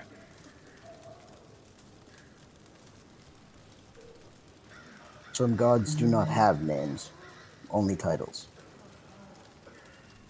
I even had to give my god his own, or their own name, because it doesn't have one. Actually, can you communicate with your own god? Nim or myself? You. I can communicate with the ring, which is in something that was made by them, and I believe Maybe ask if you can open a channel. I have attempted to at least glean more information about my god through the ring, but it seems to know about as much as I do. Well, for the time being, maybe we can use it as a channel for other deities too, if possible. I fear that may prove difficult. If it can't even form its own body and identity, then I don't think it can do anything about the identity of others. I also don't think attempting to use a ring affixed to a god will help you communicate with a different god. That was worth a shot. Though you have given me an idea, thank you. Always a pleasure. But that will have to wait for now. Oh, what? All of you are talking like it's some big deal. All you have to do is trust in your faith, and the deity you talk to will communicate in their own way. I don't believe in communicating with deities. A deity has not done enough to earn my faith. And I thought my deity had already communicated with me, but it was just a ring. DC distrust. You don't think my god never spoke to me in words? Oh, stuff about gods. Friggin' weird.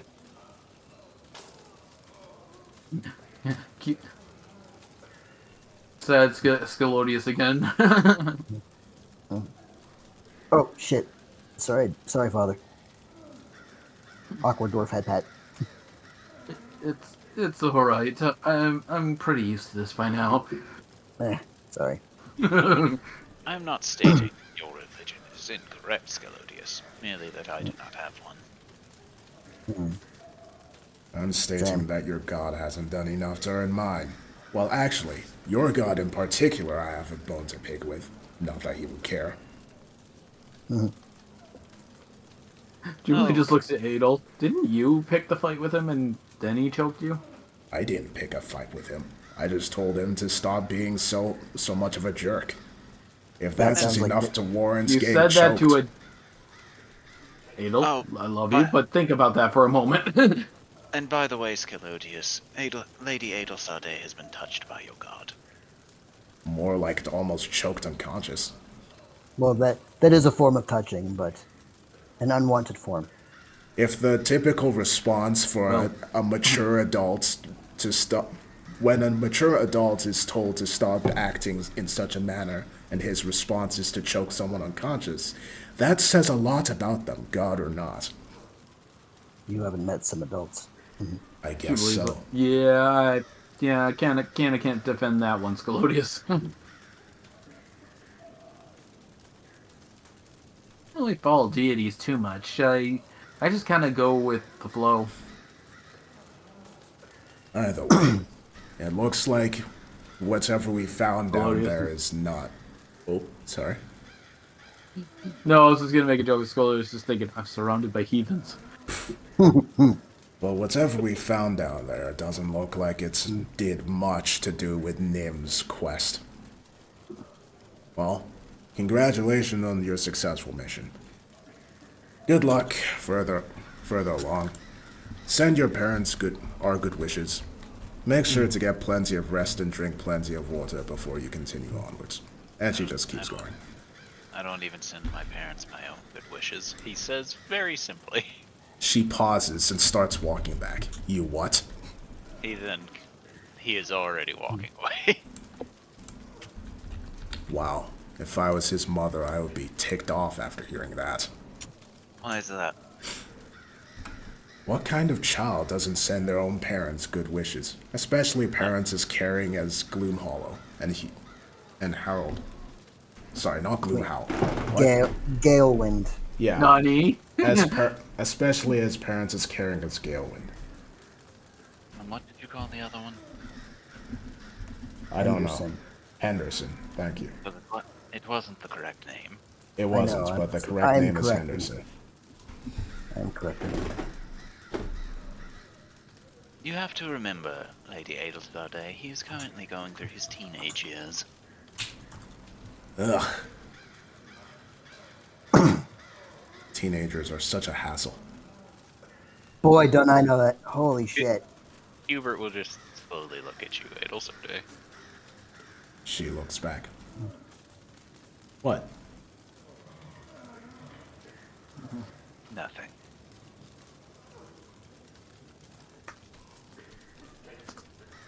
Anyway.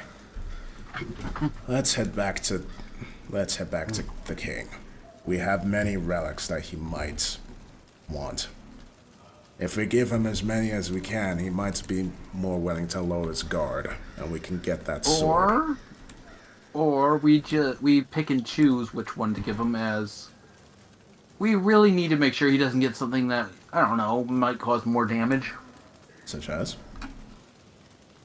I don't know, that's why I kind of wanted to review all our items and see what should go and what should not be seen by the light of day. Well, the scroll most certainly should not be. May I make a suggestion? Do tell. Neither the scroll nor the opal or the gem should be within the king's sight. Both are the onyx, yes. Neither the scroll nor the onyx should be seen by the king. They are both horrifically evil things. Very well. So what else? What should we give him then? We have this mace we still haven't identified yet. Also, as a suggestion, if we have to meet him, we should give it to someone who doesn't go to the meeting. The items we don't want him to see. Well, We should do that before we go into his kingdom. why must we do that? Do you think he's going I don't to know, take it from us? I mean, I wouldn't put it past him. I mean, do we trust him not to? I believe that if he was the kind of person to take what he wanted, without, especially with violence or other such matters as a possibility, well, hold on, let me get her name. Then Margaret, I think that's her name. Wait, no, that's not her name. Agatha. No, that's the Night Mother. No, the Night Mother's name is the Night Mother. Okay, yeah. If it were the case that he would take whatever he wanted and would do whatever he wished, then Agatha probably would be crippled or worse, rather than just having a grudge. I don't think he's the kind of person that would just take it. Most likely he would be displeased, but he's putting a lot of effort into appearing as he does, and attacking us or forcing us to do that would affect that. I don't trust him, but I don't think he's the kind to do something that reckless for something so minimal. Still, I believe it would still be it'd be a more assuring move if we, again, kept certain pieces off the board then. Alright. Even if we don't use them, best to keep our hand close to our chest, as it were. Certain magics are not meant to be used by those with less than evil hearts. Heck, even some good hearts shouldn't use some magics. No, good hearts definitely shouldn't. Neither should neutral ones. It's only the evil ones that would use them, and I want to keep it away from those kinds of people.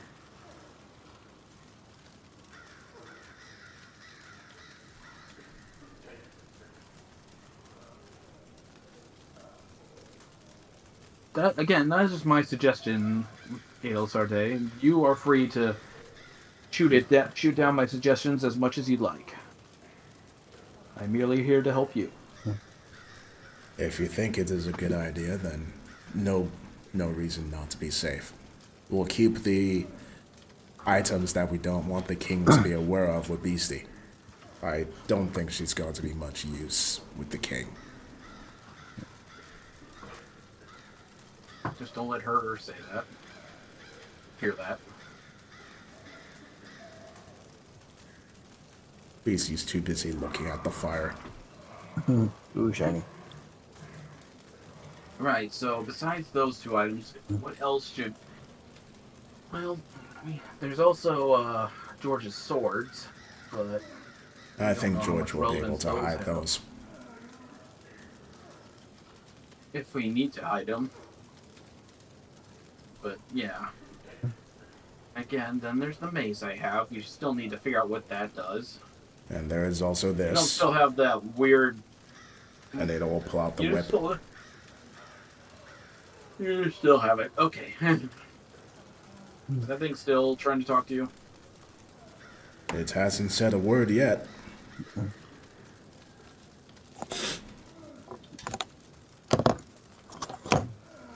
Well... I mean, maybe that's a possibility. I'm not sure how much... I'm not sure how much I'd want him to have that, but it would be a safer question mark option. At this point, Adel should be attuned to the whip, no? No, you've never tried to attune to it. I thought you just attuned to something by having it in your inventory over a long rest. You have to inform. Well, you me have to that say you're you. attempting. Yeah. You can have magic items in your inventory without attuning to them. Alright. It only takes an hour, so. Well, And then there's the mace. I could try attuning to that, but we all saw how well that went last time. Someone attuned to something unknown. she'll look to the whip. What do you know about the mace? It does not reply. Are you not capable of speaking anymore? I simply do not see the point in answering a question I don't know. Well, what exactly can you do? You do some sort of blood magic, but what else? I make things bleed when you hit them with me. So his normal whip. Okay, what magical effects do you have? Plenty. List them to me. No. Why? Why should I? Do you want to be used or not? You will use me, Will I? if I do not answer. How else will you get your answer? Maybe I won't. And you'll just not be used. Then I will bide my time. I have not been used for a very long time, locked away in that crypt. I can wait a little longer. I feel like we've had this conversation before.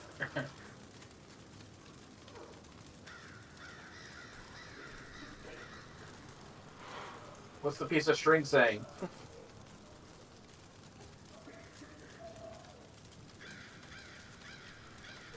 She will just observe the whip for a while. And, like, I guess can the whip read her thoughts, or is it just... You don't know. Well, for a brief moment, she's wondering about what would happen if she threatened to destroy it. But she'll decide against it, and will just put the whip away. What did the whip say? It was unhelpful. Do you need me to interrogate it? I doubt that would. Well, if She you says want. with a devilish grin. She hands her the whip. If you want to, sure. Hey, you seem to be giving my lady a bit of trouble. Had you come clean and talked with us? She doesn't like using stuff if she doesn't know what it does. If she knows what you do, she'll use you. I'm incapable of cleaning myself.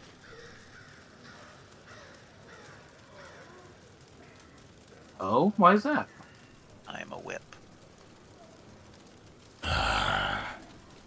Do you want to be clean? It does. That is not something that matters to me. Does it anyway? Prestidigitation. You Voila. find that you clean off the dust, but not the dried blood. Interesting.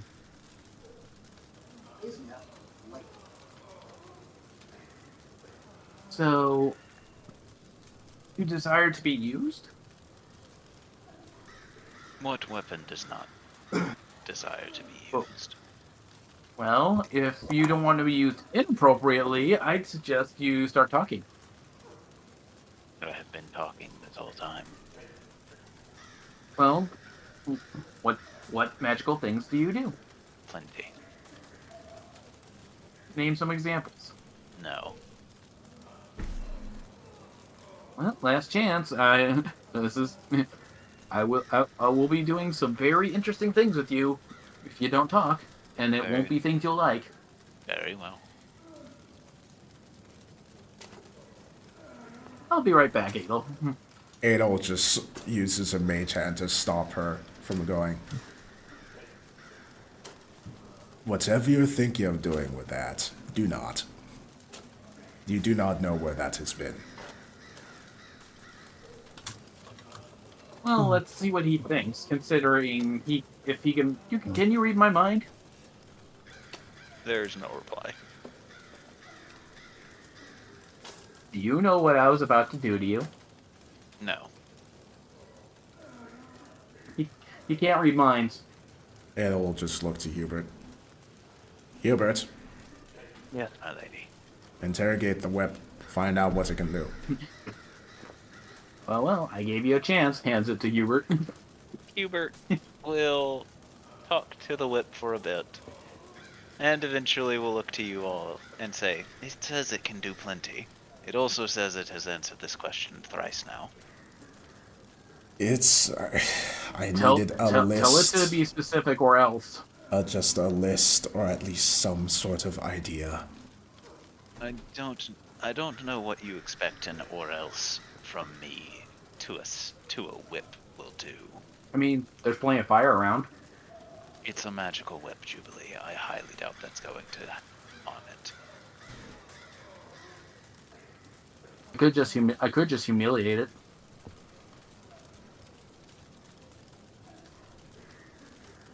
Hubert will look to Adel Sarte.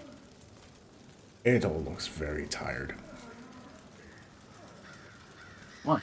You ever tried jump roping with a whip? I can imagine it would be very humiliating for it to be degraded that much. I'm starting to think it doesn't care. I also don't think there's nearly enough length to the whip for you to do that. Whatever. It's not going to answer us, and I'm not going to use it. How long of a whip is it? Not that long. Wow, that's a stubby whip.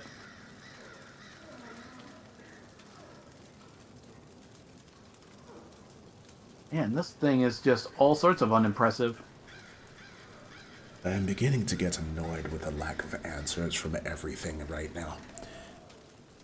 I don't know what your maze is capable of. Maybe things don't trust you enough to answer you.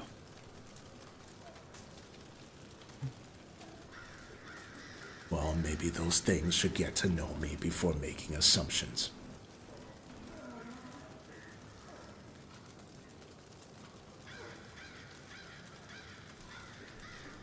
Looks to the mace. You're not gonna get sassy with me, are you?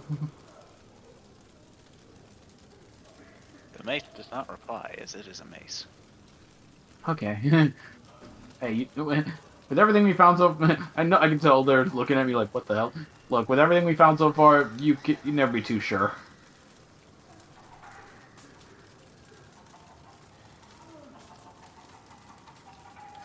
I guess if we really have to, I can try and attune to the mace, I think. I'll just have to double check and see what other items. Don't. even? I know someone that can identify it. I think we both do, considering we have... Oh, right. It's kind of zoned out right now. Alright. She'll take out the cube and we'll open the gate while saying, Father.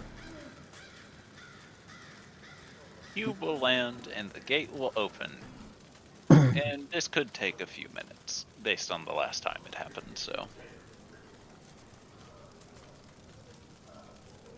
What do you want to do with your downtime while the gate attempts to find him? You think if you said Daddy, it would have gone faster? It'll just gives Jubilee something in between a glare and a unamused, just like, that's not funny expression. Jubilee returns it with the grin of, it's funny. Troll face. Kappa.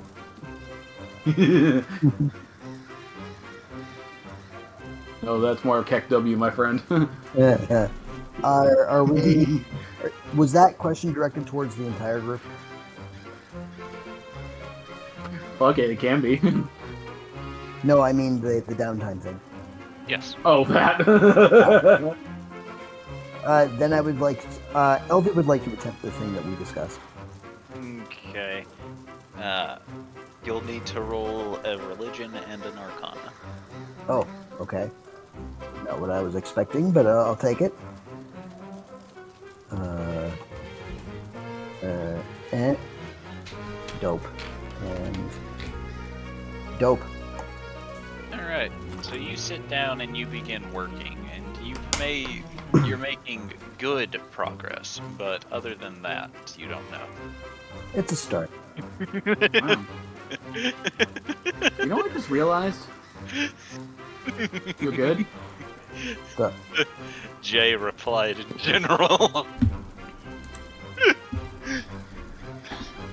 yeah, exactly. Exactly. Yep, that is the perfect response to that.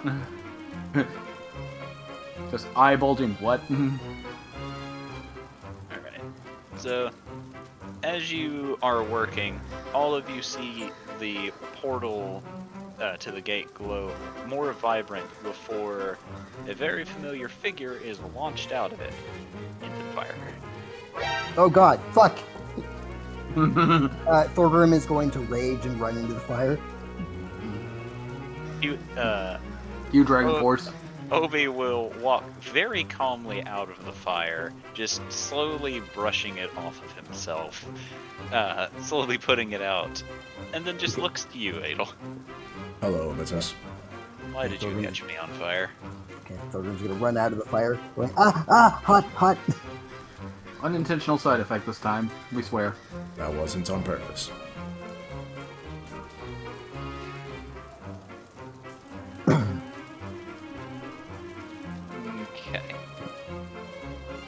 So were you able to find Nyla? I mean... So... He's not in our dimension. Great. Most likely he's lost here somewhere. Which is fine. He can handle himself. So both Don't think it's him we need to worry about. both Charlie and Nylo are trapped here. Right. Yeah, Trapped or having a vacation, it's hard to tell at this point. Well, if you're telling me feel not for to, that. if you're telling me not to worry about it, then fine. Charlie's just going to hunt and cook and get into fights. And Nilo's going to try and figure out, whatever Nilo does in his downtime. And get into fights for justice. Okay. Anyway, needed your help identifying that. And she points to the mace. Also, maybe identifying this, and she raises the whip. You pulled me away from. You pulled me away from family breakfast to cast Identify. Yes. Is that what you were doing? Yes. Ah, you truly are my daughter. Actually, while we have him here, we should have him take a look at the school at least. Maybe not keep it, but take a look at it. Might as well show it to him.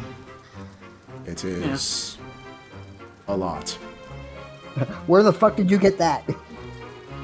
Yeah, shows him a 10th level spell.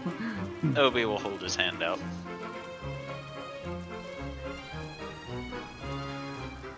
I'll give him the scroll first, I guess, if that's what we want to go with first. He takes it, opens it, reads it for a bit, rolls it back up, and puts it in his bag. What? Yeah, pretty much. Yeah, I had a feeling. Yep. Are you guys That going should to... Do you guys want to keep this? Oh. No, definitely not. We want that chess piece off the board ASAP. It is likely better that you take it and hide it somewhere where no one can get it. Hide? Why did you Keep say it, hide so like no one that? can get it. What? No reason. What are you going to do with it, Father? Nothing. I think he intends on keeping it on him instead of hiding it, quote unquote. So that way no one can get it. I'd like to try and find out what he's planning on doing with it. You can try to roll an insight. That's what I'm trying to do. I'll insight as well, just to see if I've got a good read on what he meant by that. I'm not even going to bother. I know this song and game. Yeah, song and dance, yeah. Oh, wow, okay. My insight's pretty damn good. Nothing. Oh. No, he tends to hide it. Okay. No, Okay. I said that in a way you're still not entirely sure. Yeah, unless we get a crit, we're I'm not purely going still to. confidently says that, even though she has no idea. I suppose I will take your word for it then. Narrowed eyes of distrust. Actually, maybe we should give it to Nathaniel. I feel he'd at least be more open with what he plans on doing with it. Too bad you already gave it to me. Yeah, I don't recall giving it to you, I recall you taking it. No, she I mean, to be gave fair- it to me to look at it, and I put it away. Give it back, Say please. please. He'll then take it out and offer it to you. Oh, that was easy. She'll take it. I'll let you have it if you at least be more open with what you plan on doing with it. The last thing I want is to have more anxieties about the unknown right now.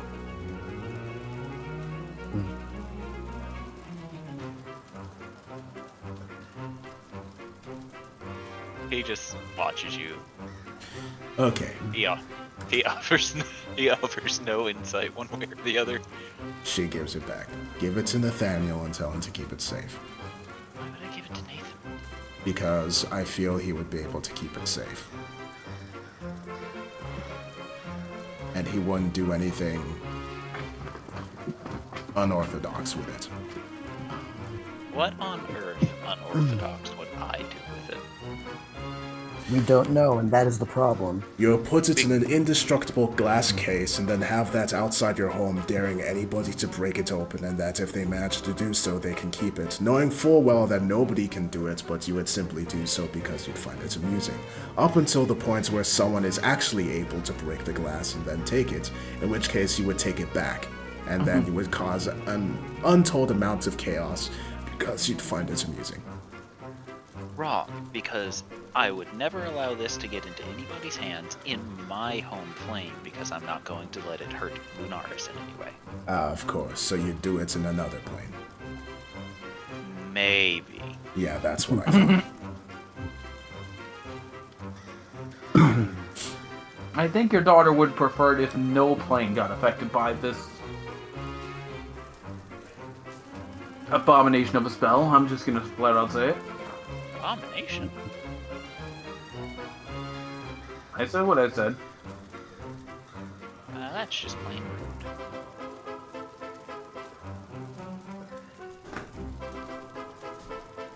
Just give it to Nathaniel, please. Or maybe you can give it to Waverly. She detests magic, so I'm sure she just put in a vault or something. I'm not going to give it to her. Oh, so you don't trust her now? No. Why? She was kind enough to give me that, and she points at the gate. Yeah. And? Give it to Waverly. I think she'd keep it safe. No. Why not? If you want to give it to her, he offers the scroll to you. I would want to, but I have to stay here for now. Oh, do you have history, a certain kind of history with Waverly? Yes. The same kind of history you have with her mother? And she points at Jubilee. No. Oh. Same kind you have with her mother? Points at Adel. No. The same kind you have with... And she looks to Hubert. Wait. And she looks back to Otis. That would be concerning. Obi just watches you. You don't, do you? You don't have history with his mother, do you? I don't even know who his mom is. Ah, good. I barely Okay, know we're good. who he is. Oh, that's Hubert. He's the one dating your daughter. Eh. Damn.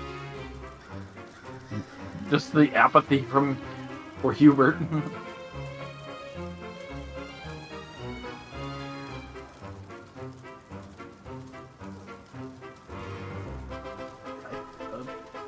Adel, I think I don't know why, but I feel like we should be insulted for Hubert on that one. Nah. If he wasn't going to insult him, he'd insult him. I don't know, just the lack of it. Apathy was almost insulting in itself. I think I prefer that to him being a very embarrassing father. I have heard that hurts people. Hurts people. Anyway, What hurts people? please can you Talking about my father. Can you please identify this whip and mace? If you tell me what hurts people. Being a embarrassing dad. Oh, that doesn't hurt anybody. Do you have an embarrassing dad? My dad's dead. Jeez. Please identify these magical items. Hands over mace. Hands over whip.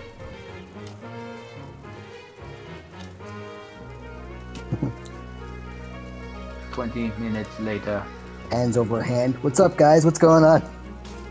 I identify Thorgrim. Oh, he's an idiot. Ha! We all Hey, knew that. See, he's right. I knew you'd be.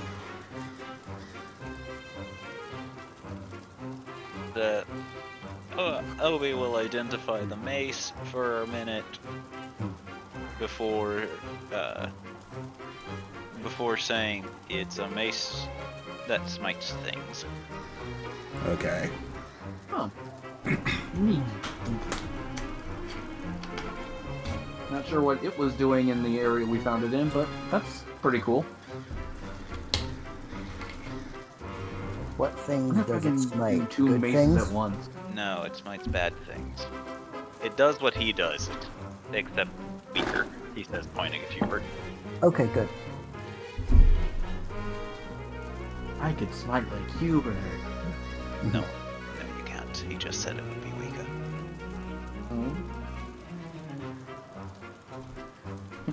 Pouty face at Hubert. And No, It's not as strong.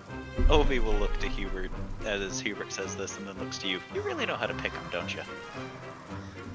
Edel shrugs. Well, whatever makes you happy, I guess.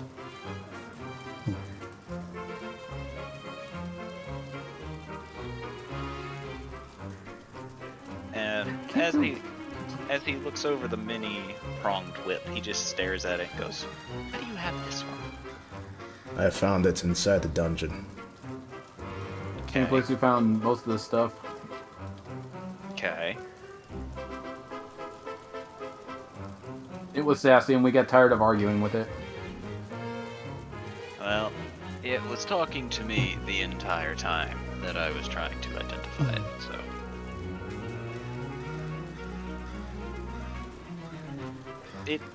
Let's just put it this way. It likes to absorb blood from the people that it smacks. Okay. Is that it?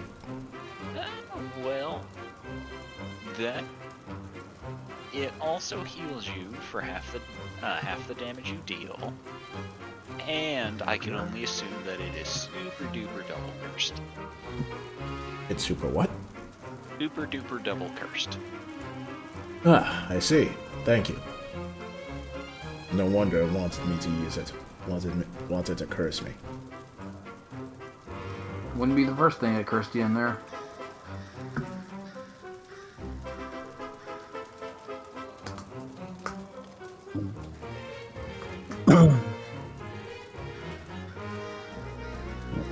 Anyway, thank you, Obitus. Sorry, what? Thank you, Obitus. I'm sorry, what? Thank you, Obitus. Sorry, what? Thank you, Obitus. Roll a wisdom save.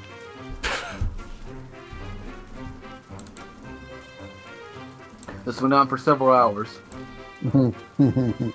Alright, you are now under the effects of Dominate Person. Huh? You know what I want you to call me, so call me. The correct title. Great, I have no choice, do I? No. Nope. Alright. Parental figure of the male variety. Aw, that's what Nathan used to call me when he was 3. He then kisses you on the forehead. He also drops Dominate Person. Wow. Rude. Maybe.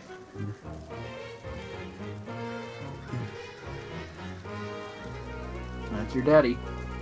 Do not call him that again. Alright, that's your father. Points to Hubert, that's your daddy. I am going to hurl you into a fire. You love me and you know it. Nah. Alright, Obitus. Go back to enjoying your breakfast with your family. Thank you for your help. What? Thank you for your help. No, before that. Go back to having breakfast with your family? Before that. What did I say before that? Said all it is. You failed to call me the right title.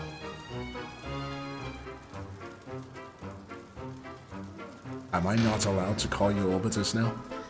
You are my child. No. Alright, father. I will work with that. I am not used to this. Well, the only way you will get used to it is by saying it more often. Also, apparently, I'm the heir to the Lunarian throne now. He says, doing a hand toast-o motion. You are a princess in the Lunarian kingdom, but not necessarily the heir to the throne. Yeah, wouldn't that go... Julie's just started doing math in her head. However, if something happens to Stacy, who is the current queen, most likely you would be put in charge. Huh? We are a matriarchy, so we don't have kings.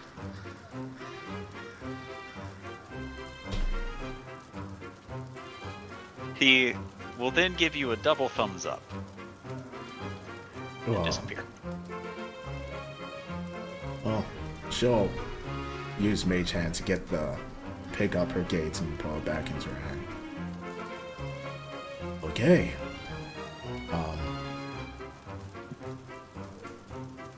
rebellious.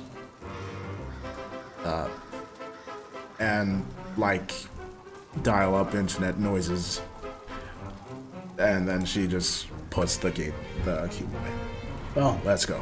It looks like you traded one kingdom for another, milady. Uh-huh. It's frankly adorable that he cares about you for so much. He is an interesting father. Indeed. Why do you call him that behind his back? I don't want to give him the satisfaction. Why? I don't know. Like a game between them. It's kind of adorable. It must be that teenage rebellion of hers.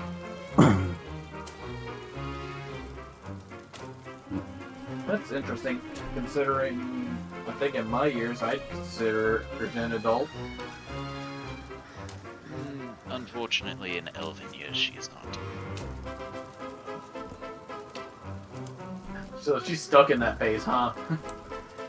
For another decade or two. I remember when I was your age. It was fascinating. LB, I don't believe, I can hardly believe you had a rebellious phase. Oh, if only you knew. And You'll have LV, to regale me with the stories of your past. LV looks visibly sad when she says this. Oh, maybe not. I would rather. How about later? Yeah, understood. My past is not exactly the most clean either. The others can attest to it, but I don't believe I've told you, Beastie or Scalodius, yet. I got a general supposition. Idea for my based on- family. Yeah, I got a general supposition based on the way your mother carried herself. Yeah. I don't know. Maybe I've got my mother's mind, but my father's heart. Seems that way. Beastie, thanks for it. When me teenager, me killed a bear. Fascinating. Yes. Goblin Queen very proud. Sorry, Brood Mother very proud. Me I think. am also very proud. She no say she proud, but she thinks she very proud because she found it delicious. Bear is quite delicious. Brood Mother's even capable of such emotion. It's actually a good question. Possibly. Who knows? Beastie shrugs. Me Brood Mother, me capable of motions. Not motions, emotions. Electric motions? No. No. Like happy, sad, angry. Oh. Feelings. Yes. Yes. Scalodius, what about you? Almost like a PTSD 1,000 yards there. I'd rather not talk about that. Dialogue Possibly noises. Not even dialogue noises, just like Vietnam War flashbacks. Oh god. Jesus. Remember, you have dialed this. Ah!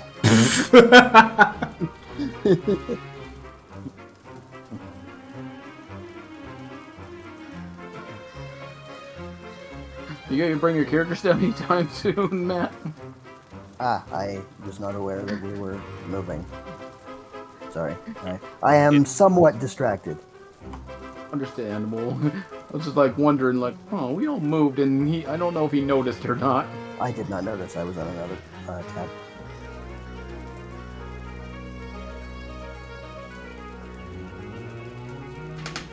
I have now moved. So, back to the City of Gold, I suppose. Gold. Unless we want to continue teasing Adel more about her still being a rebellious young one. I am I'm going sure we to can do hurt you. I'm sure we could do that while we move. Hey, well, you'll order Hubert too. Pokes her cheek. She just nods her eyes angrily.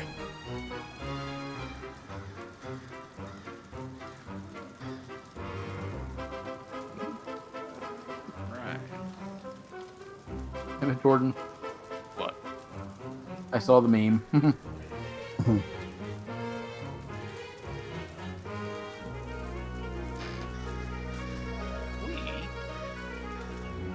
We end on an encounter.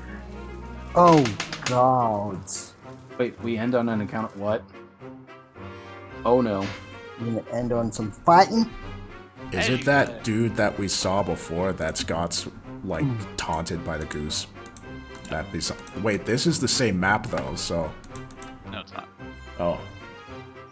Isn't this the map with the frickin' wildebeest thingy or whatever it was called? Doesn't The matter. Yeti thing? Doesn't matter. Ha, I knew it. As you are all traveling through the forest, you hear in the distance occasional footsteps, the sounds of twigs breaking, and what sounds like general foraging. Looks like there are people around here. Great. Well, hopefully they're not hostile. Well, they don't seem to be stealthy, so Just keep not an setting eye. up an ambush. Yeah, just keep an eye out. Understood.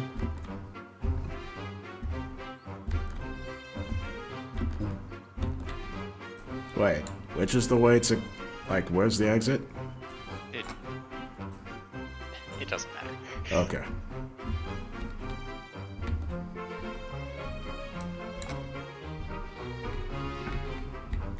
Apparently it's just us moving.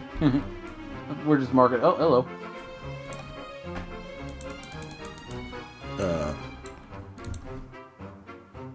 Ada will And pause. As you're moving along, you see a very tiny figure currently foraging under the tree, which appears to have strange fruit having fallen to its root, which this small figure is currently collecting. Ada will look over. Hello. It perks up before looking over at you and looks to you quietly. She gives a friendly wave. He'll watch you for a minute before slowly waving back. Seems we might have interrupted his foraging time. What's your name? Moo.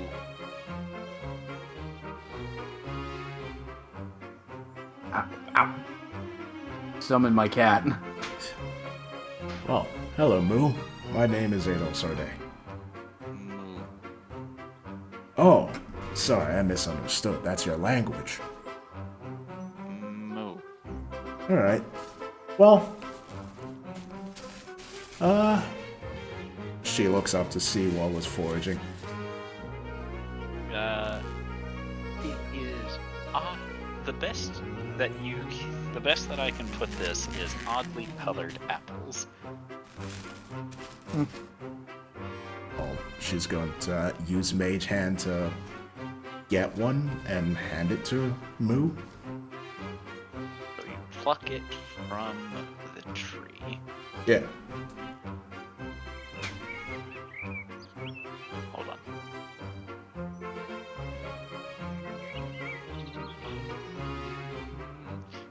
I need you to roll a D100.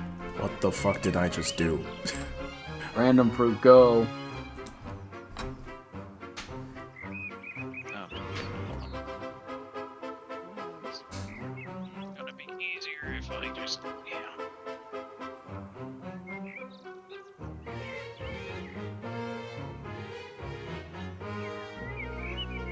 Okay, let's see here. 39. Roll 2d10. Oh god, this poor innocent creature. You regain 6 HP. Huh? Oh. Oh, You got a positive effect. She'll continue to hand the apple to Moo. Moo will look at it before slowly taking it.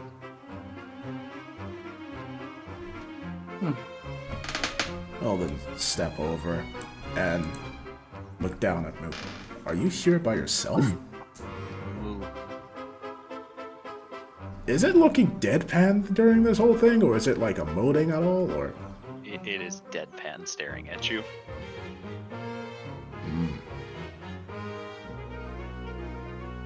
Oh, Eagle, why don't you do your thing where you can understand everybody? oh yeah, I forgot I could do that. She'll do comprehend language. Okay. So, where are your friends then? Moo. Okay, is it just yeah? Is it just saying moo? That's all you understand from him. But hold on. How? What is this language? Moo. The literal meaning of any spoken word that you hear. The literal meaning. What is what? It is cow. It go moo. All right.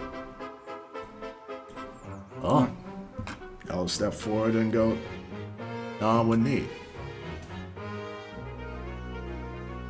Do you know how to write moo? Moo. All right. Can you write your name down on the dirt for me, please? Moo will stare at you.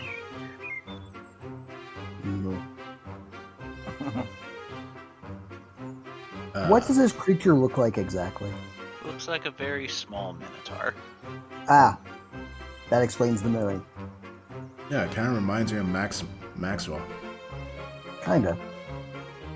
I wonder if there's a reason behind that. Does the name Maxwell seem familiar to you, Moo? Moo. Okay. Can you Can you nod once if you understand us? He nods. Oh, okay, good. So you Okay. do understand. I guess moo is the only thing he can say. He Wait. understands but cannot speak our language. Are you a he or a she? Moo. All right. Nod once for male, nod twice for female, nod 3 times for non-binary. At this, Moo will just slowly scratch the side of their head. Not sure if it understood that one. Sorry, I'm being too verbose.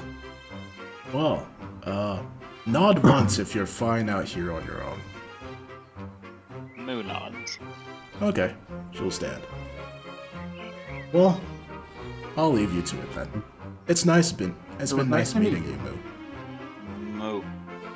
Alright, I'll then start heading on our way. That's a cute little being. Agree. It is quite adorable. What his parents are like. All of you then hear the sound, a very familiar sound actually, of a mechanical device opening up before a boom occurs, and when you turn What? around, you see Moo walking into a gate before disappearing. What the Adol just stares. Ah, Nani. Then she'll Maybe it pull was out. related to Maxwell. Yeah, she'll pull out her old cube, be like, so that's why I had an inkling of what he was saying. Ba-da-ba-ba-da-ba. Fun fact, he's actually too young to speak. The only word he knew was Moo, and its meaning was Moo. he a He baby! is actually Babby. Who lets a baby go to an alternate dimension?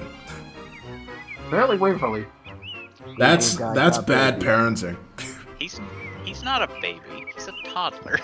Who lets a toddler That's just not go one out to an better. alternate dimension? Hey, thanks for watching the video until the end.